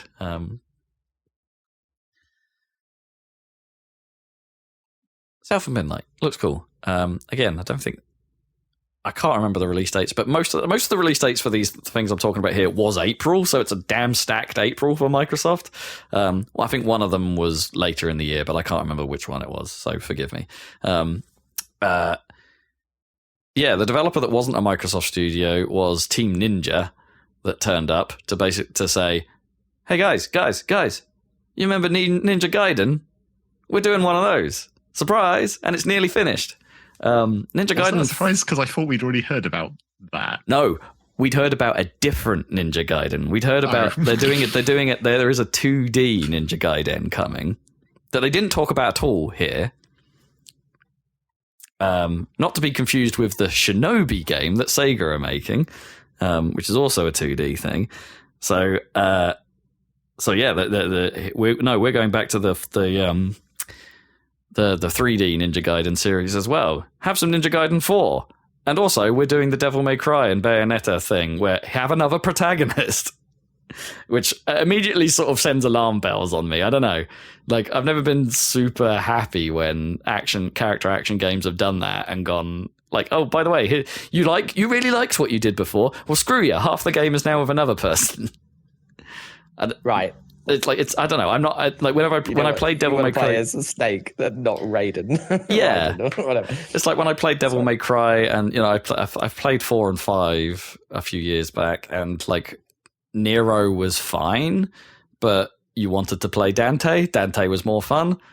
And so it had that problem. Like Bayonetta 3, I can't even remember what the new character was called. But half the game was with her and not Bayonetta, and I'm like, I want to play as Bayonetta. I'm not really into this new chick. It's I don't know. It might be disappointing for people. There's some Ryu Hayabusa in there, but they suggested that he might be in there, but playing a smaller role, like maybe not even 50% of the game, something a bit less than that. So I don't know. Warning a little bit. I also don't think the visuals necessarily looked as cool as the other thing they announced, and this was supposedly the surprise. Like, this was their one more thing kind of thing in this whole developer direct. There wasn't a big surprise this time. Their shadow drop was that Ninja Gaiden 2 has had the remaster treatment, Ninja Gaiden 2 Black, and it's out now. It's out now? Yep. And on Game Pass and all of that jazz. So surprise, I guess. I mean, and I don't know, that game looked more vibrant and more interesting than Ninja Gaiden 4 did to my eyes. I'm not really familiar with Gaiden too much. Yeah. I missed the zeitgeist, I suppose, with Ninja Gaiden 1 and Ninja Gaiden Black and all that stuff. Black was on the original Xbox, right? It was, yeah. Yeah. I remember how famously hard that was, right? Yeah, very difficult, supposedly, and very fast. And both of these new games do look incredibly quick. I don't know. A new character action game. I'm probably going to give these a go. I might want to try Ninja Gaiden Black 1, because I haven't played that first. I don't know if there's much story to care about, but there's a bit of me that's now like, maybe I should go back and play that. Maybe I should give it a go. Can I play that? Is it on back compat in some way? So I'll check that out.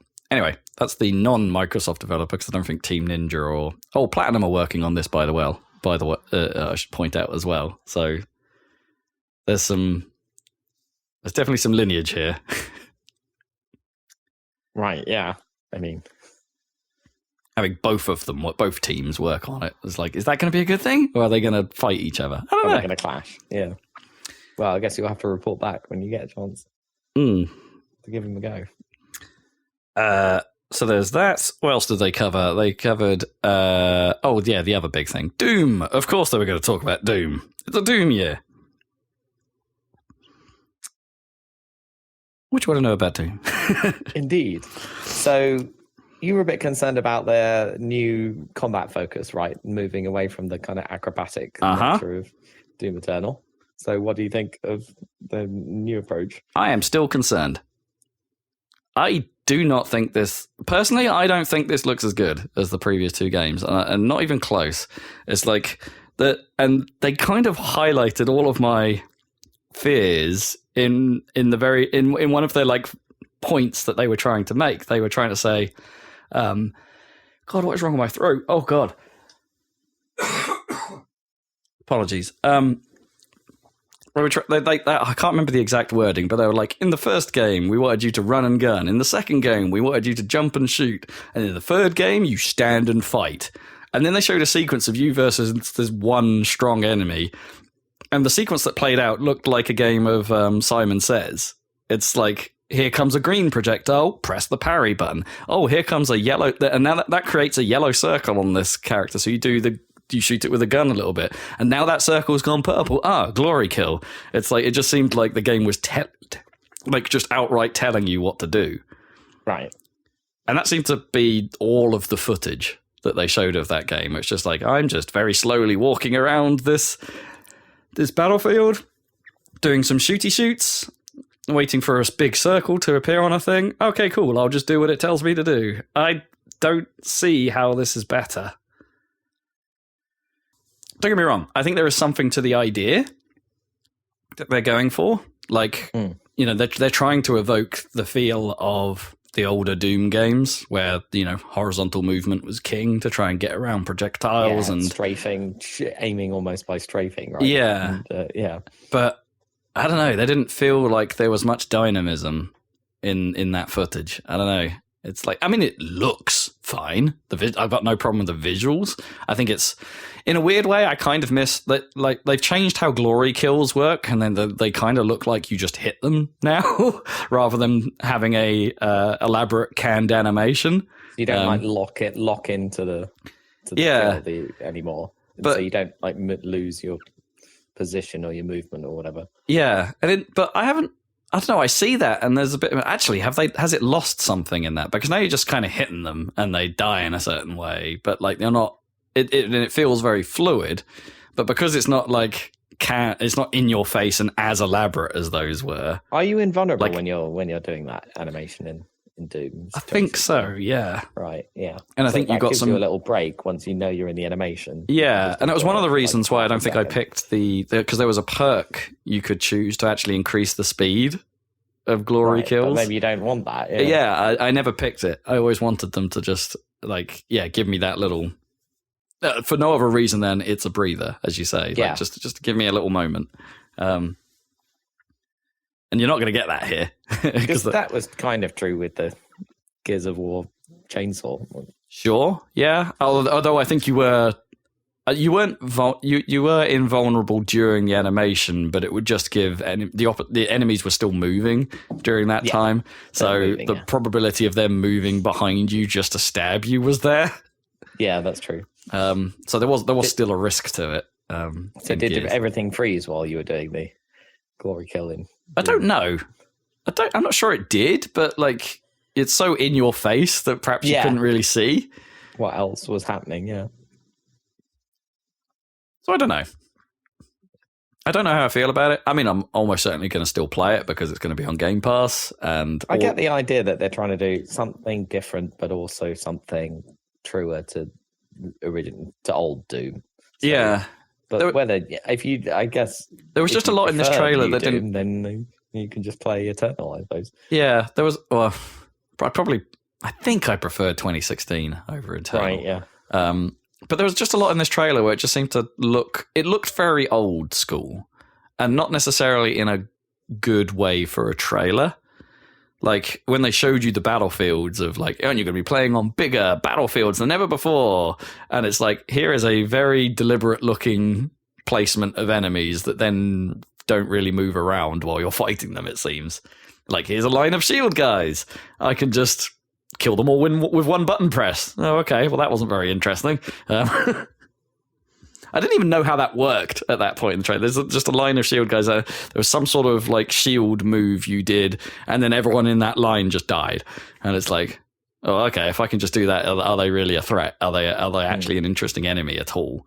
I want to know because they focused on like, oh, you can do all these different moves with like the shield or the melee or the shooting, but it's all on one button each. And it's like, well, how contextually that's cool, I guess, if the button acts differently contextually, but how do I know that it's going to do what I expect it to do?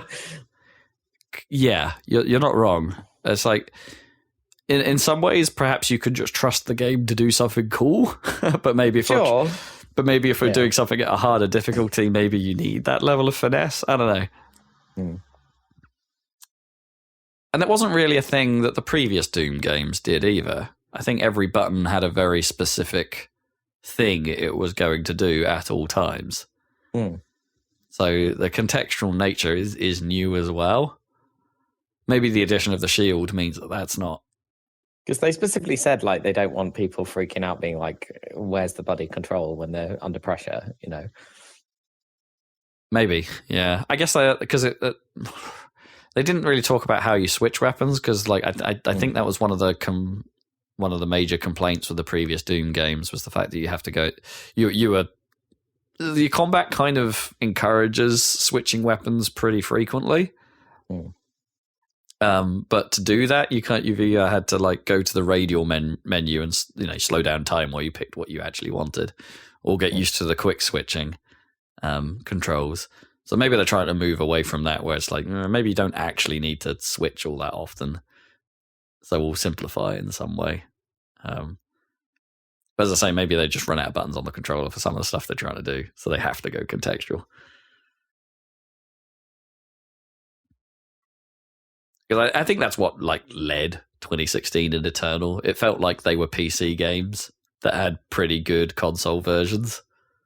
I don't know if that's true. I don't know if that's actually what they took to it, but especially in 2016's case, I think that's how it ended up playing out. It's like, yeah, this is a PC game. This is Doom. We've just conveniently made it work pretty well on console. Also, Mick Gordon's not involved for obvious reasons. I should point that out. So they've brought in a new team to do the music, and the music sounded fine. didn't necessarily sound as iconic and unique as Mick Gordon's work, but it sounded fine. It was heavy metal, you know. Yeah. Appropriate stuff. Yeah. And they did make a point of saying, it's like, yeah, you're going to do the things you heard about in the all the lore from the about the Doomslayer from the next two games. You're going to be doing that. And it's like, well, if I could remember any of it, maybe I would be excited. They did say that they're going to actually tell the story in the cutscenes this time rather than in... Oh, yeah, it's going to have cutscenes. Like, yeah. Or more cutscenes, I suppose.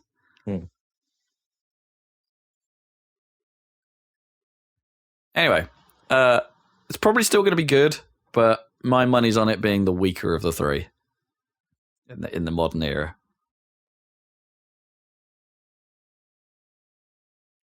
I will play it. It's on Game Pass. I've got no excuse. The on Game Pass. I've got no excuse. Oh, and this is another good time to remind people of, again, Carl Bosman pointed this out, but I kind of forgot this was a detail in modern Game Pass. Like the play now on or play day one on Game Pass isn't a thing for most of the Game Pass tiers. Right. That only exists on Ultimate now, I think, or I think on PC. I think it's a thing as well. So what do you have? I have Ultimate, so yeah, this won't be a problem for me. But if I can see like if you were an owner of just an Xbox, right, and not a PC, like the tier that's most applicable to you is probably the standard tier, but that doesn't get day one access to presumably some stuff, maybe not all stuff. I don't know exactly how it works, but it's definitely a missing bullet point in the current tier list. So, yeah, when I say things are out on Game Pass, it's like they will be eventually. Just depends on your tier level when you'll be able to do it.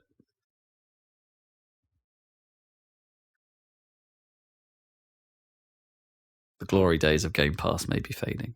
I mean, no, it's still great. It's still a great service. But we should probably talk about what we sort of alluded to earlier, in that Microsoft feel like they're in a really weird place right now, because I don't think they would have dared to have mentioned PlayStation's name a year ago. And yet we've had, like, in the past year, we've had that period of time where they released a few Xbox exclusives on PlayStation.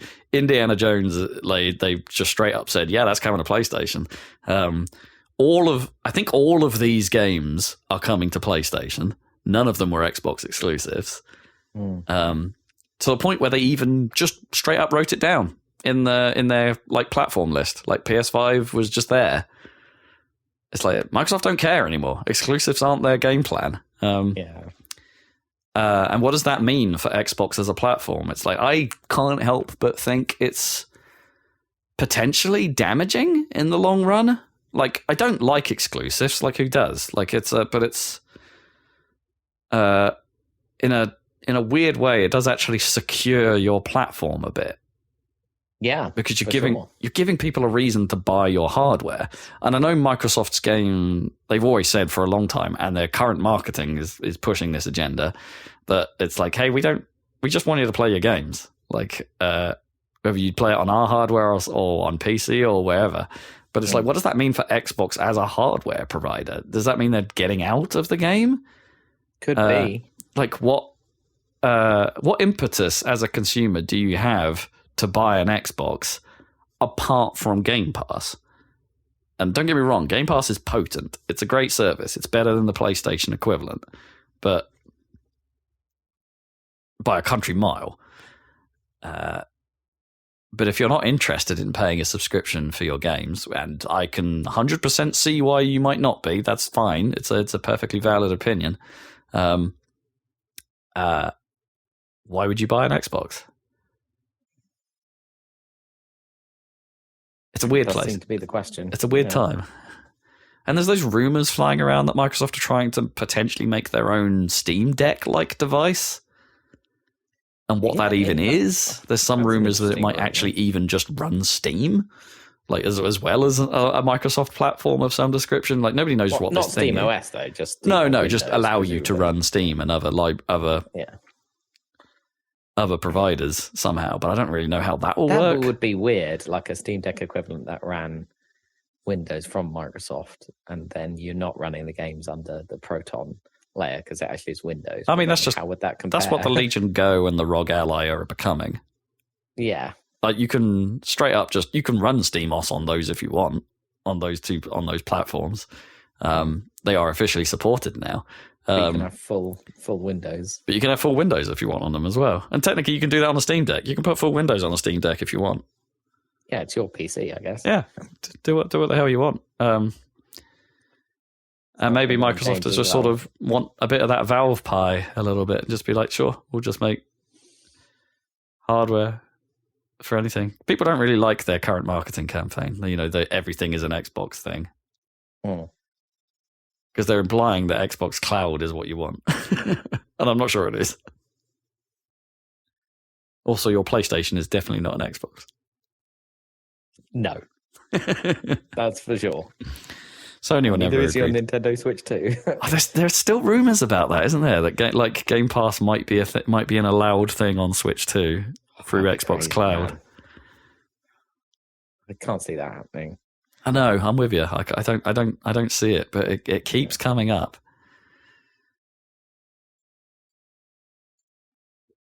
Anyway, that's the Microsoft Direct. What else is going on in the news? Small little tidbits. We've got Fun Selector, who are the developers of Art of Rally.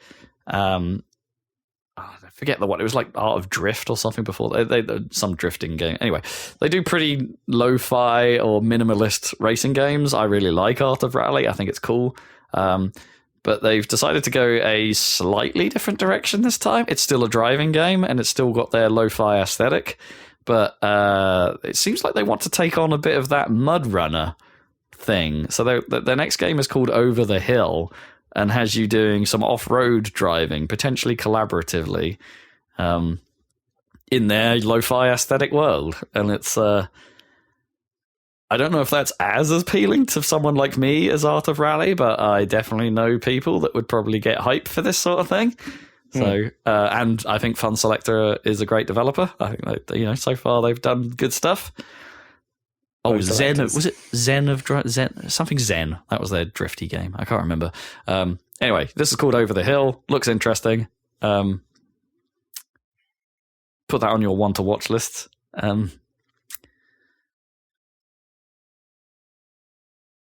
Celeste. You know, everyone loves Celeste. From the guy that made... Oh, sorry, I should rephrase that. From the guy now Girl, who made Towerfall.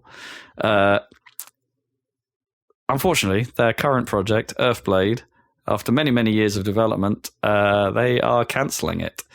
That was on the one to watch for this year list. Definitely, yeah. So they've decided not to carry on due to friction within their own teams and their relationships within the team, and also they just this was taking a very long time and causing too much stress for them. Like, it's literally one of those where it's just like this is not this is not making us as people happy or healthy. Right. Oh dear. That's sad. So we are not going to continue this. I wish them all the best, obviously, because I think they have made quality games in the past. For sure. And I'd like to see them come up with something new.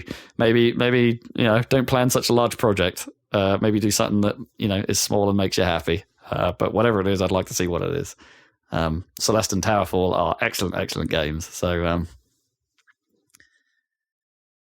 shame, but hopefully they move on to something better for them. Mental health is important, and final bit of news, if you can call it news, Silksong is alive. We know Really? We don't know any more than that. All What they've do we done is know? taken to Twitter or social media and basically said, yes, we are still working on this. Okay.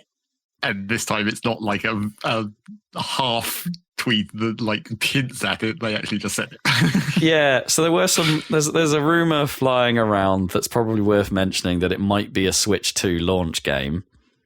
Sure, I mean that would be cool. Because the day before the Switch I'd definitely 2, play the shit out of that. If I can, that would be great. oh, have you played the original? Like, you really should. Like, Yeah. it's a great ass game.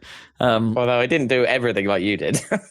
Yeah, it had me. Well, I Ridiculous. I didn't do everything, but I tried. It got too difficult for me in the end. I'm sorry. I'm sorry, internet. You can wail on me for being a noob, but yeah, that game was hard.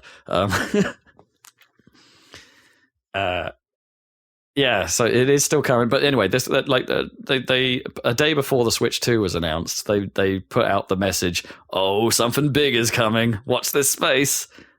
And then the Switch 2 was announced, and they haven't really said anything since.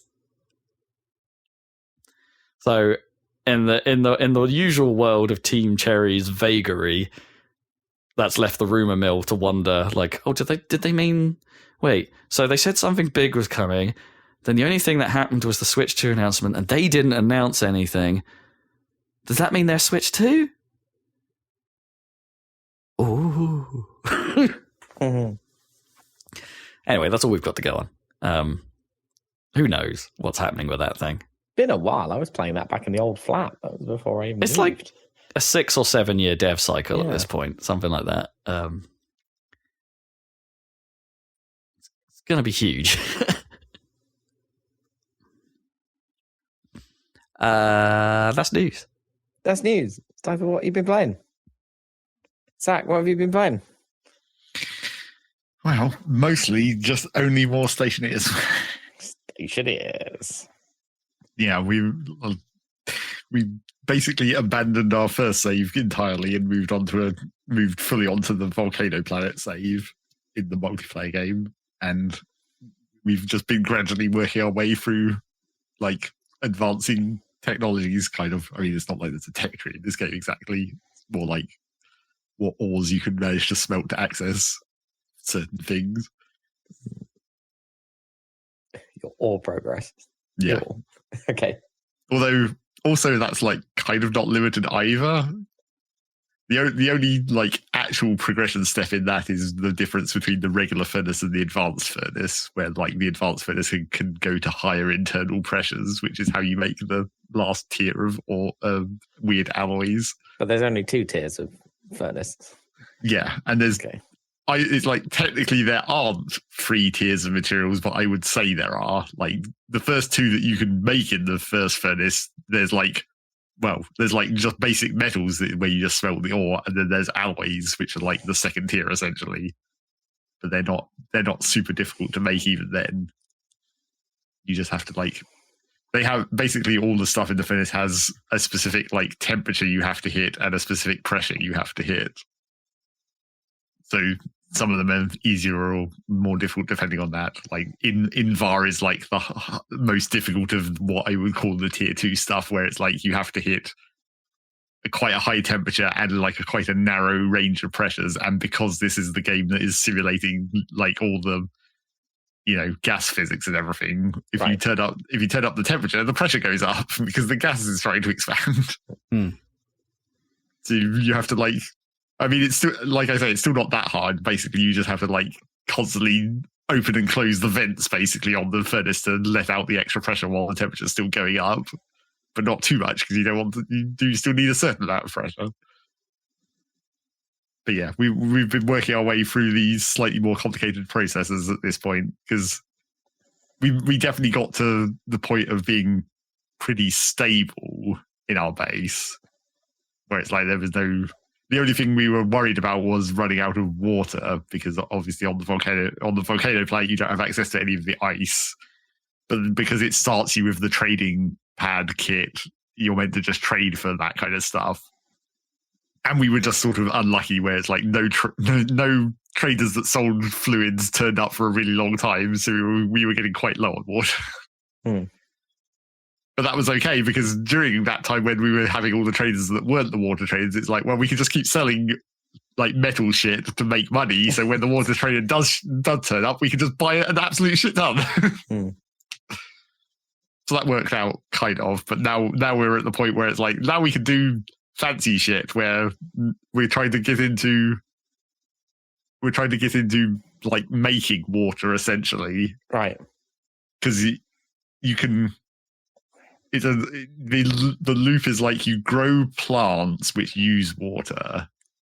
Okay, so you have to have water to begin with. Yes, you have to have some to start with. You grow the plants consume carbon dioxide, which on the volcano planet is just in the atmosphere. So if you could just cool that down enough and then pump it into the plants, you have effectively infinite carbon dioxide. So the plants consume the carbon dioxide and turn it into oxygen. Then you take the oxygen and you burn it with what is essentially hydrogen, but it's called volatiles, which are also in the atmosphere. So you just pull that in, combine it with the oxygen, burn it, and then that turns into water. But then because you're pulling in atmosphere on both ends of that, it's a positive feedback loop. So you get more water out than the plants used to grow in the first place. Right. So that's the idea of that then system. You grow more crops, and then you keep like expanding that system until you're making more and more. And you don't burn the crops themselves. Ultimately, you just burn the hydrogen or the volatiles from the air. Well, it's like you can, because the way the plants work in this game is like they do consume water continuously, but you can choose whether or not to harvest them, basically. So you can either just let them grow and then just leave them there, and they will continue just consuming water and producing oxygen, or you can then harvest them and replant and have them grow again. But that doesn't really affect their output in any way. Like having a small plant doesn't make any difference to having a fully grown plant in terms of their actual throughput. But the plants that are more efficient for converting the carbon dioxide to oxygen are like ferns, so they're not like a food crop or anything. But you can use them for like biomass or whatever to make fertilizer or charcoal, that kind of stuff. But yeah, we've started getting into that. The main problem with that system is not so much the actual process of like plants and water and oxygen and that cycle. It's more just the fact that the atmosphere is like 600 degrees or whatever. So all this carbon dioxide and volatiles you're wanting to use, you're still going to have to like super cool down. And then when you burn the volatiles and oxygen to turn it into water, that comes out at like 1,000 degrees as well. So you then have to cool that all down, the super hot steam, and cool that back down into water so you can feed it to the plants. So how's the cooling achieved then on this volcano planet? Well, there's the way that we do it at the moment, which is like very slow, and it'd be better if we could work out a more efficient way, is you have like what they call an air conditioning unit. But what that actually does is basically just a heat transfer where it takes the heat out of the one gas pipe and puts it into the other gas. Right. But then, but then because that gets less efficient the further the temperatures are apart, you have to like multi-stage it. So if you're going down from like, well, I say 600 degrees, but ideally you're using the nighttime temperature gases from the atmosphere. So you only pump it at night when it's only like 127 degrees. But because then you have to go down in like multiple steps. So you go down from like 127 to about like 50, and then you go down from 50 to like, well, 20-ish for plants. You can't do that in one step, so you have to like have this intermediate loop with two air conditioners linked into each other, basically, which makes the whole thing also more complicated. Hmm. And then on the other side of the base, that's being built out the back, and then on the front side of the base, I'm building. Oh well, I've just sort of finished building the complicated system for centrifuging ores to extract gases out of them as well. Because that's another thing that makes the furnace slightly tricky in its mechanics, is that when you mine ores out of the ground, they have gases trapped in them. So when you put those into the furnace to smelt them, those gases get released and increase the pressure in the furnace, but also reduce the temperature because the gases are coming out of the cold rocks. So that can affect your temperatures and pressures in the furnace. Okay. By reducing the temperature, because does it just get released or whatever? Yeah, it just comes out of the ore as it's heating up in the furnace, basically. Right. But then what you can do is if you centrifuge the ores first, you can basically force the gases out of them before. Right. Beforehand. You spin around the gases before you burn them.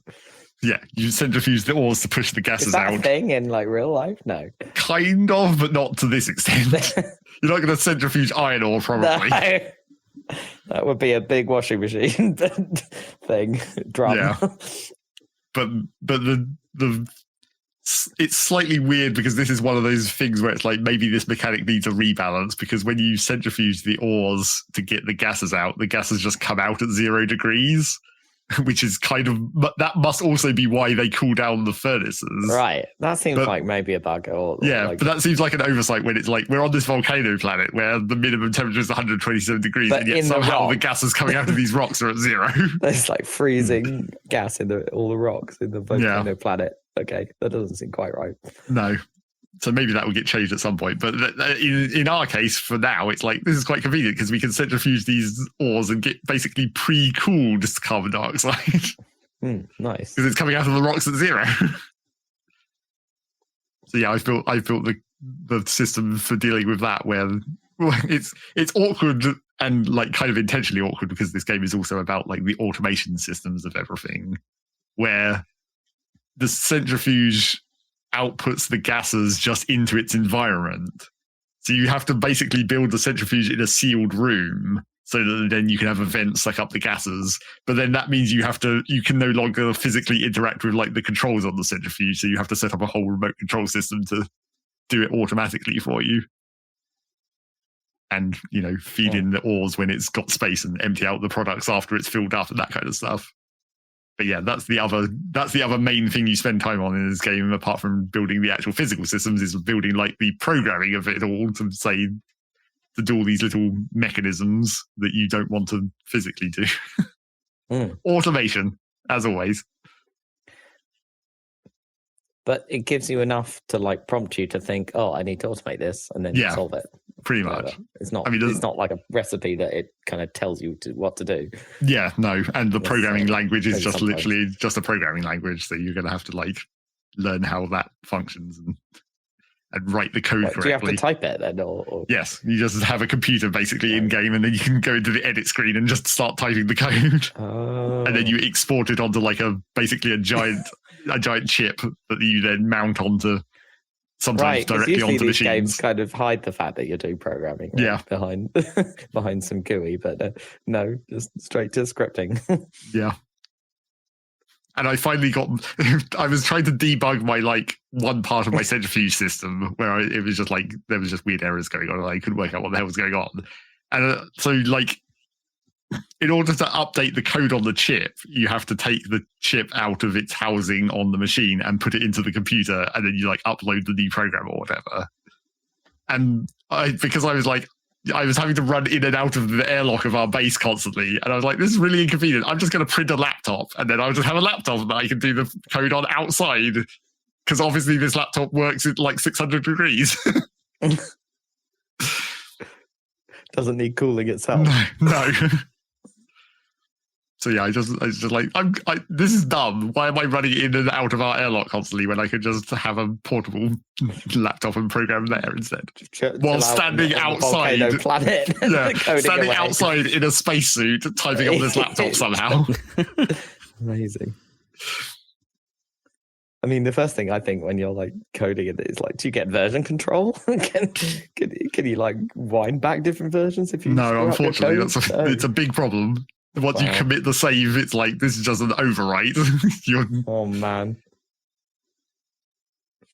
I mean, you do have like a library of saved code. So I suppose if you want to save yourself some trouble, you could just like name a new save the code but name it something else. Right. So you're not overwriting the previous one, but it's not like that's manual. There's nothing automated about that. Okay. But yeah, after I made the whole centrifuge system, I was like, now I need to make the programming so that it can basically tell you what's in the system without having to manually scroll through this giant list. Because like the machine that the output of the ores goes into, it's called a vending machine, which is kind of what it is. It's basically it's a big storage machine, but then you have like a touch screen on it that shows you the items that are in it, and then you can push the vendor button and it dispenses it. But in order to see what's in it, you have to very slowly like click the scroll button to go through every item that's in it. And it's like, this is going to be extremely inconvenient as soon as there's any amount of different ores in here. Because it's also unordered. It's like first in, first out on the list or whatever. So I was just like, I need to write a new bit of code that basically just, polls the contents of the machine, totals them up, and then displays it on the outside. So you don't have to manually know what's in there. Welcome to programming. Yep. It sure is.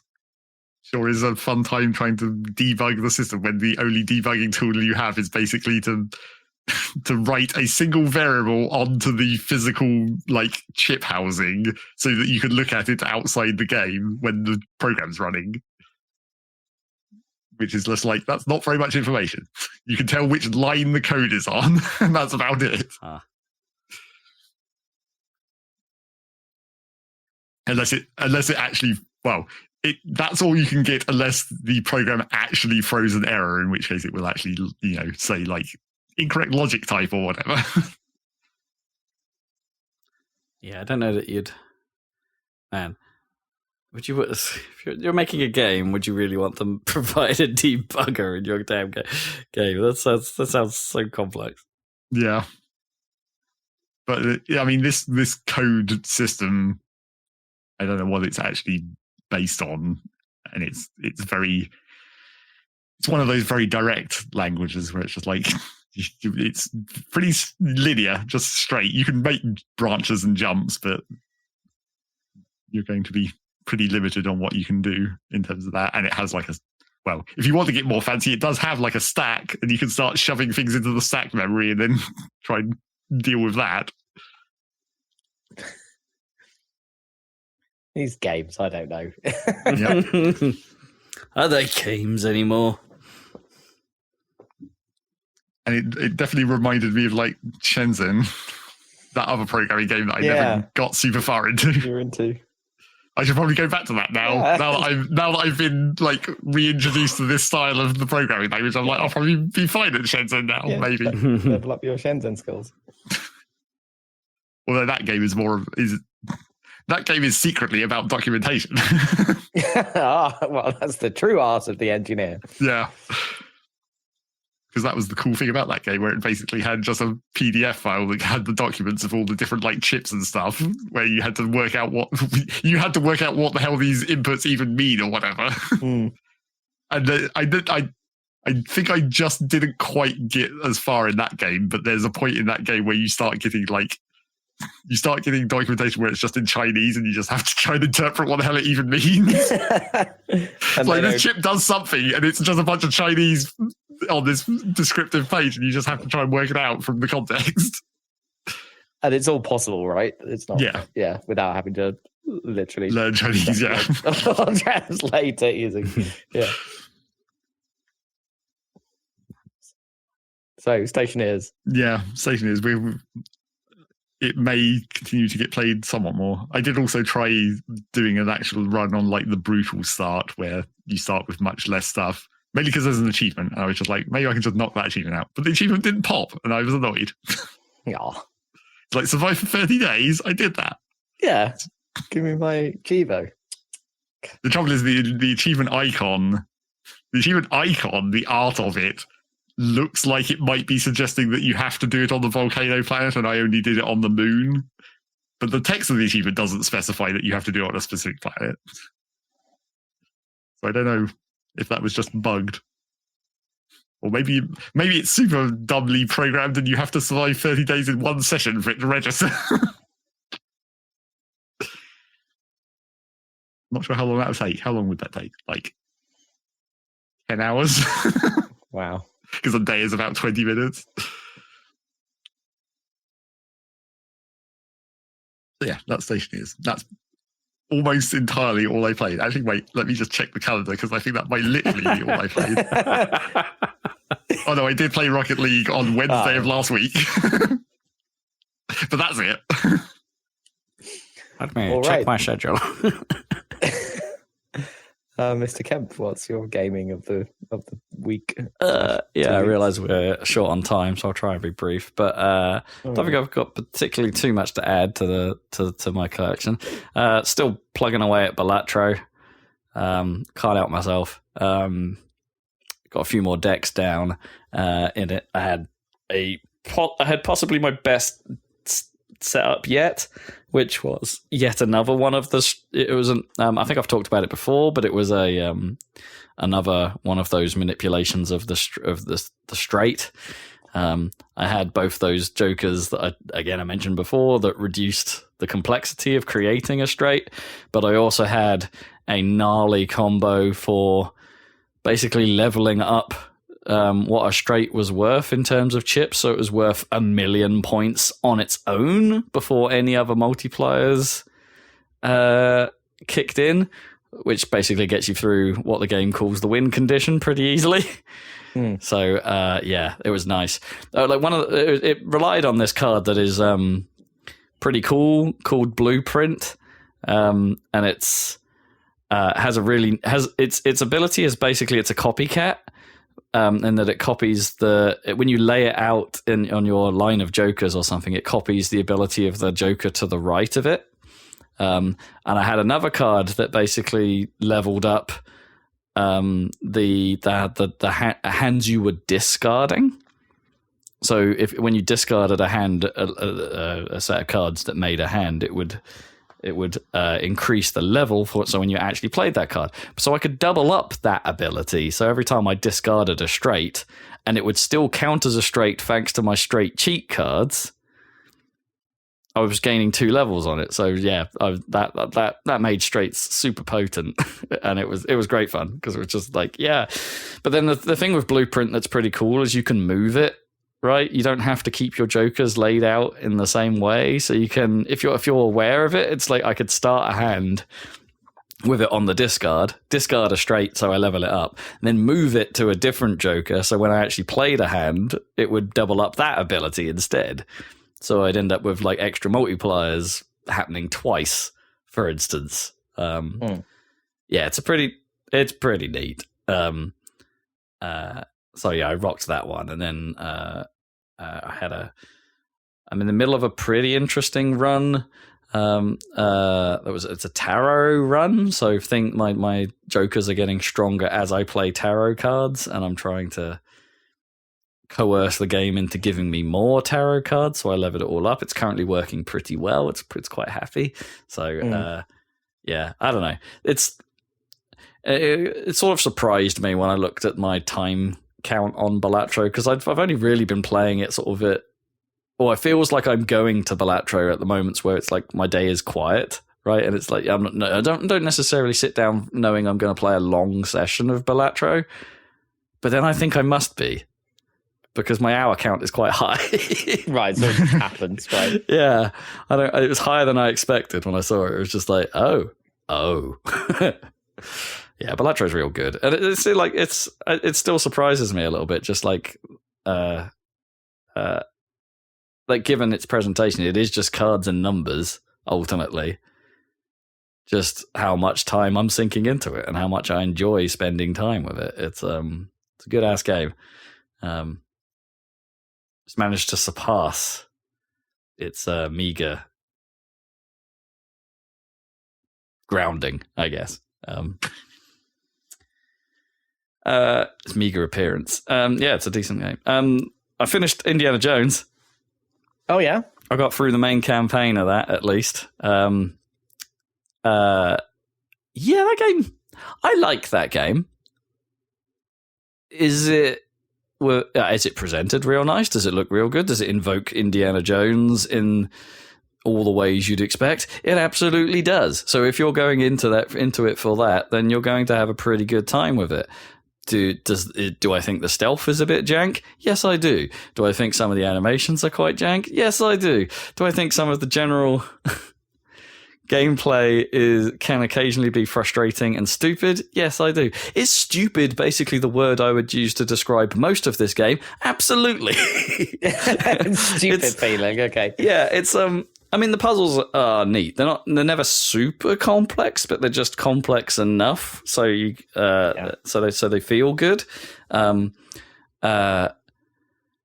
boy, when I mean stupid, I mean you only have to look at any plot of any of the Indiana Jones films, right, and go, actually, when you start to think about it, it's like, no, this is really quite dumb. And I think I think I mentioned that last time, right, a little bit with how some of the cutscenes play out.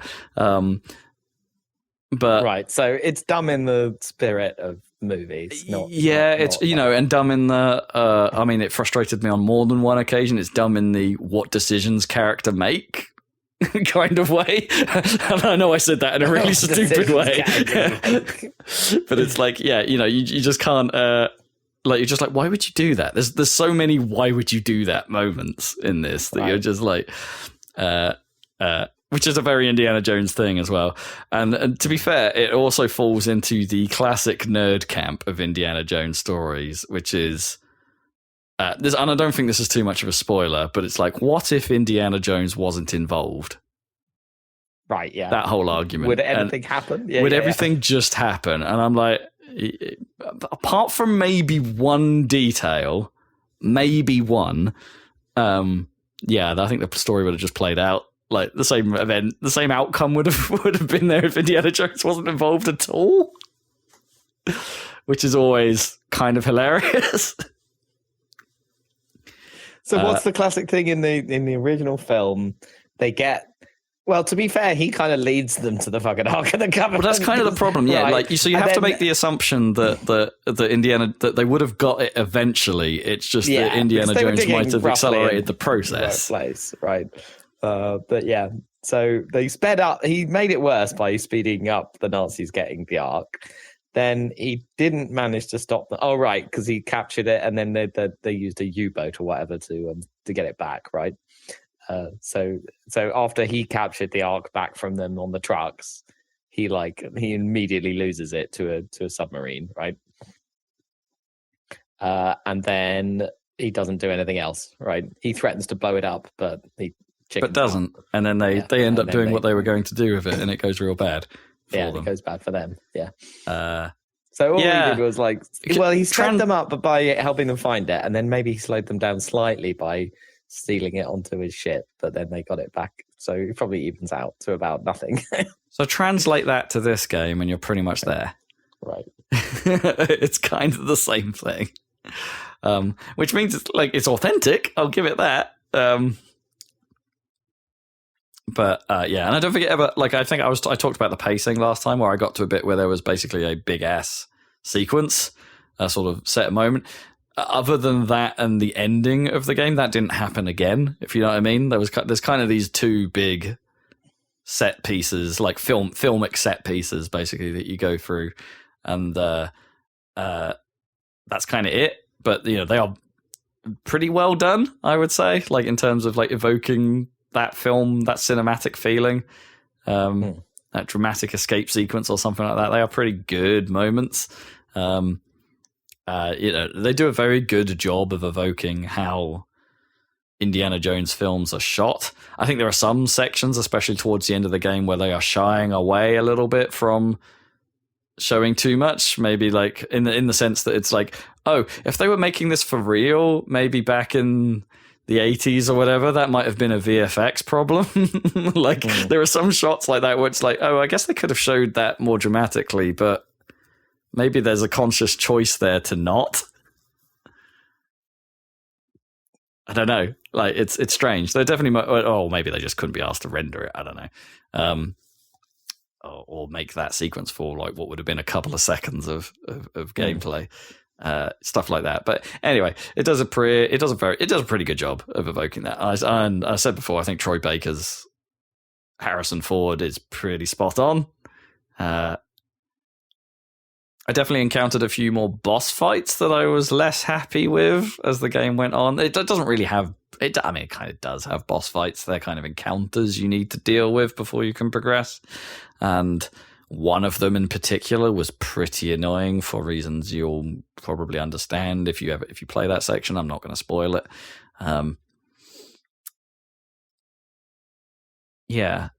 It's a pretty good time. It's a pretty good time. It's not a perfect thing, not by any stretch, but it's pretty good.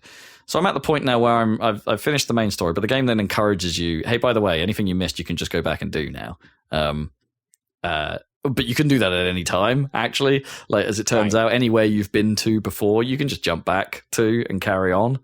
Your inventory is your inventory is kind of local to those areas of the game, so you never bring anything you had from one area to the next. There's one exception. There's one mission where you do need to. Well, there's probably two. Where there's two puzzles where you do need to go to other areas and collect things in those areas and bring them back with you in order to fully solve them. But most of them are unique to the area, so you don't need to worry about it. The only thing I would say, top tip, watch out for the autosave if you're traveling about and backtracking to different areas. Because if you do a thing and the autosave hasn't kicked in, and then you travel to another area, that doesn't trigger a save. So you might find yourself doing a thing, leaving the area, only for that thing to remain uncompleted. So you go back and do it again. And then make sure you hit an autosave point to trigger. Make sure it saves. Did that happen? So that's a bit janky, a bit funky. That's definitely caught me out on a few occasions as I've been trying to mop up. Basically what I'm going for is there is one big puzzle you find near the end of the game. And at that point, I kind of knew what it was. And it's like, right, okay. Now I understand something, or I understand why I'm doing something. And so I've been trying to get all the pieces I need for that particular puzzle. I don't know what it does, but it seems like a pretty big puzzle. You need to do an awful lot of work in order to get to it. So I'm trying to do that at the moment. I think I've got all the pieces I need. I just haven't solved the puzzle. But yeah, that means I haven't done everything, but I've done the vast majority of it. So kudos to the game for keeping me hooked and wanting to do all of its, do its side stuff, even with its eccentricities here and there. Like I would have liked a better fast travel system.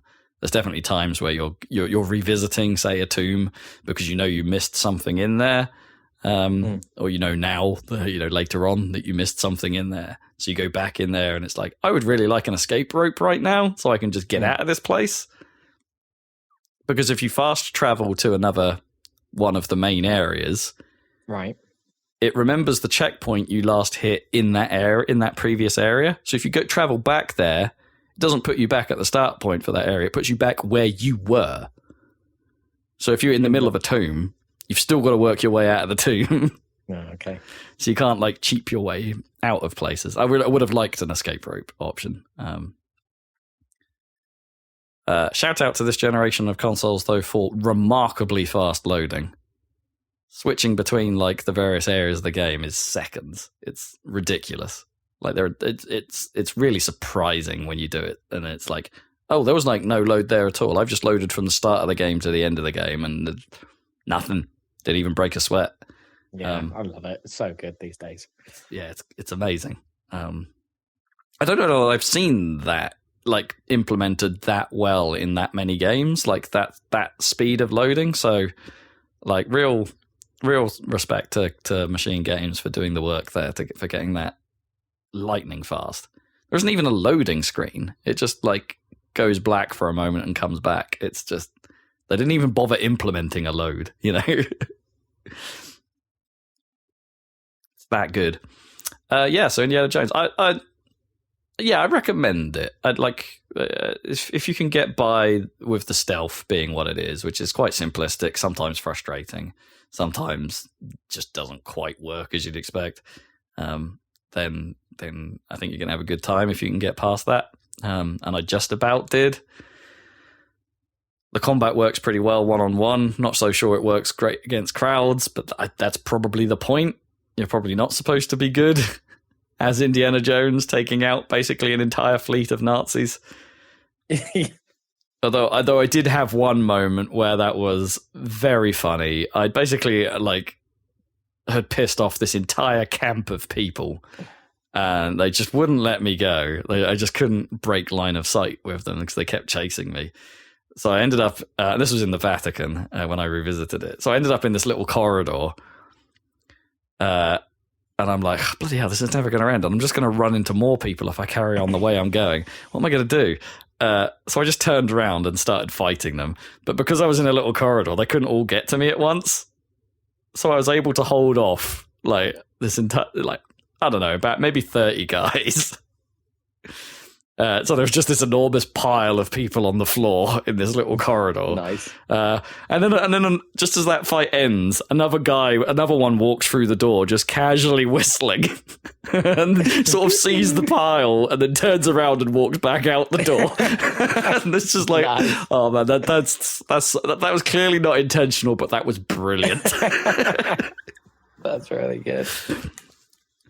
Yeah, it's a very funny game. And even some of the moments of jank are great as well. Like I was haunted by a floating notepad and pen for a while. They just followed me around the level, and I'm like, what are these even supposed to be attached to? Whose are these? Spooky, so spooky. Supernatural forces meddling with supernatural forces.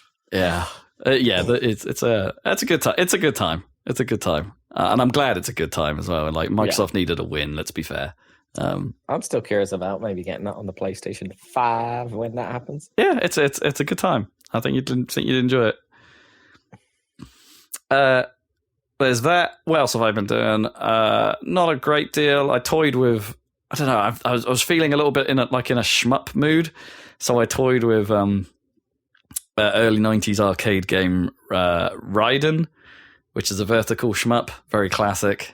Pick up you're like a red jet fighter thing. I don't know if there's much to say there other than it suffers from, it seems like a pretty well made shmup, other than like it has the some of the classic power up problems that old ones do. Like you got to be careful not to pick up a weapon of a different type, otherwise it resets the power level of the weapon you're using. Classic. So you've got to commit to a weapon type. Does it have the entirely pointless first upgrade just makes you move faster? No, it doesn't have like you don't like build up a bar like in, was it Gradius or games like that? There's no power ups just drop out, and they're like, I think there's only two weapons. There's like laser mode and spread mode, and they're like a red or a blue power up. But if so you need to make sure you're always getting the reds if you want powerful spreads, or always getting the blues. Don't switch. There's also, I think the same also applies to missiles. There's like front firing missiles and there's homing missiles. But don't switch. You want to keep powering up the same one. It was quite hard, but it's an arcade game, so you expect it to be hard. So I played a bit of that. The other thing I tried getting into is ProtoCorgi. None of your finished corgis. No, it's kind of what it sounds like. I think this was. At one of the Switch events a couple years back. It's an indie shmup where you play as it's a cute 'em up, maybe let's call it, where you're like a flying space corgi that shoots massive lasers out of his face, and you can tap the button instead of holding it to do bark attacks, and those bark attacks can be turned into hyper barks if you manage to bark at fruit for some reason. Bark at a fruit and the bark gets bigger. Barking at a cucumber or something. That's cats, I guess. Yeah. So it's pretty good. Like I got most of the way to the end on my second run through it. And I had a pretty good time of it. It's got some fun homages. Like there's a level that's basically the turbo tunnel from Battletoads, but not nearly as complicated as that. But it's like it sort of presents itself in a similar way. It's got some shmup things like it borrows from treasures. Shmups like Radiant Silvergun, where some of the bosses are basically on a timer. So even if you don't manage to kill them in time, you can progress by failing to destroy them. You just have to survive long enough. So that's it. I think they call that caravan mode. But that's that. Yeah, this game does that. There are bits of the game where you need to turn around. So like you're facing to the right, but there's a button you hold down and it turns you to the left, so you can shoot stuff behind you. It moves in all the directions. Its power-up system is kind of the same as Raiden's, but so you can switch by picking up different types, but you don't lose the power level by switching, so you can just pick what you want at that particular moment. If it's on screen, you still need to pick up the collectible. But if you are at max power and you switch to a weapon, your previous weapon pops out as a bubble as well. So you can go, if you did that by mistake, you can correct it. Things like that. It's quite forgiving in that front, and it's quite quick to level up to max level. There's definitely sections of the game where you can be hampered because there just aren't that many power-ups, so I wasn't getting many power-ups. So if you die there, then you might be at a disadvantage for a while. It's got an absolutely banging soundtrack. I think it's like great sort of like Japanese sort of dance flavor to it. It's pretty good. It gets you hype for all the gunning you're doing. The enemies have a weird fish motif, which is kind of fun. Okay. I don't know. Like, yeah. I think the fish is supposed to be good, but they've like turned against you. That's like the plot of the game. So like you start in a fish city, and so you're fighting against this fleet of fish spacecraft. It's really fun. It's weird, but it looks pretty cool. Yeah, I kind of like its vibe. The bit I haven't fully understood yet is I don't know if it's a glitch or not, but I can't access all the tutorials. I can do the very basic one that tells you how to shoot, which is like, okay, that's pretty basic. But then none of the other tutorials unlock. Also, if you go to the options menu and you look at the controls, there's controls for things that I can't apparently do. And I think, as I said, I think I got to the last stage in the game, and so I don't quite know what I'm missing. Like, what do these buttons do? What are they for? And there's definitely, but one thing I have noticed is like if you go to the training mode, you can replay any section of the game you want just to try and get better at it. But there's a locked secret area in each stage. And I think on one of the stages, at least, I know what I'm going to have to try and do there, but it seemed pretty tough to try and pull off. So I don't know if those are tied to other things you can do and those will unlock the other tutorials. I really don't know what's going on. Like the game is keeping all of its cards to its chest, it seems. So maybe there's more at play, even if I manage to beat this thing on a next run or something. But yeah, it's pretty cool. It's well designed. It's cheap as well. It's not a big game. If you just want a quick blast at a classic shoot 'em up, this is a pretty good choice. I'm playing it on the Steam Deck. It seems to adjust pretty well to the handheld and on screen mode. The GUI changes, which is interesting.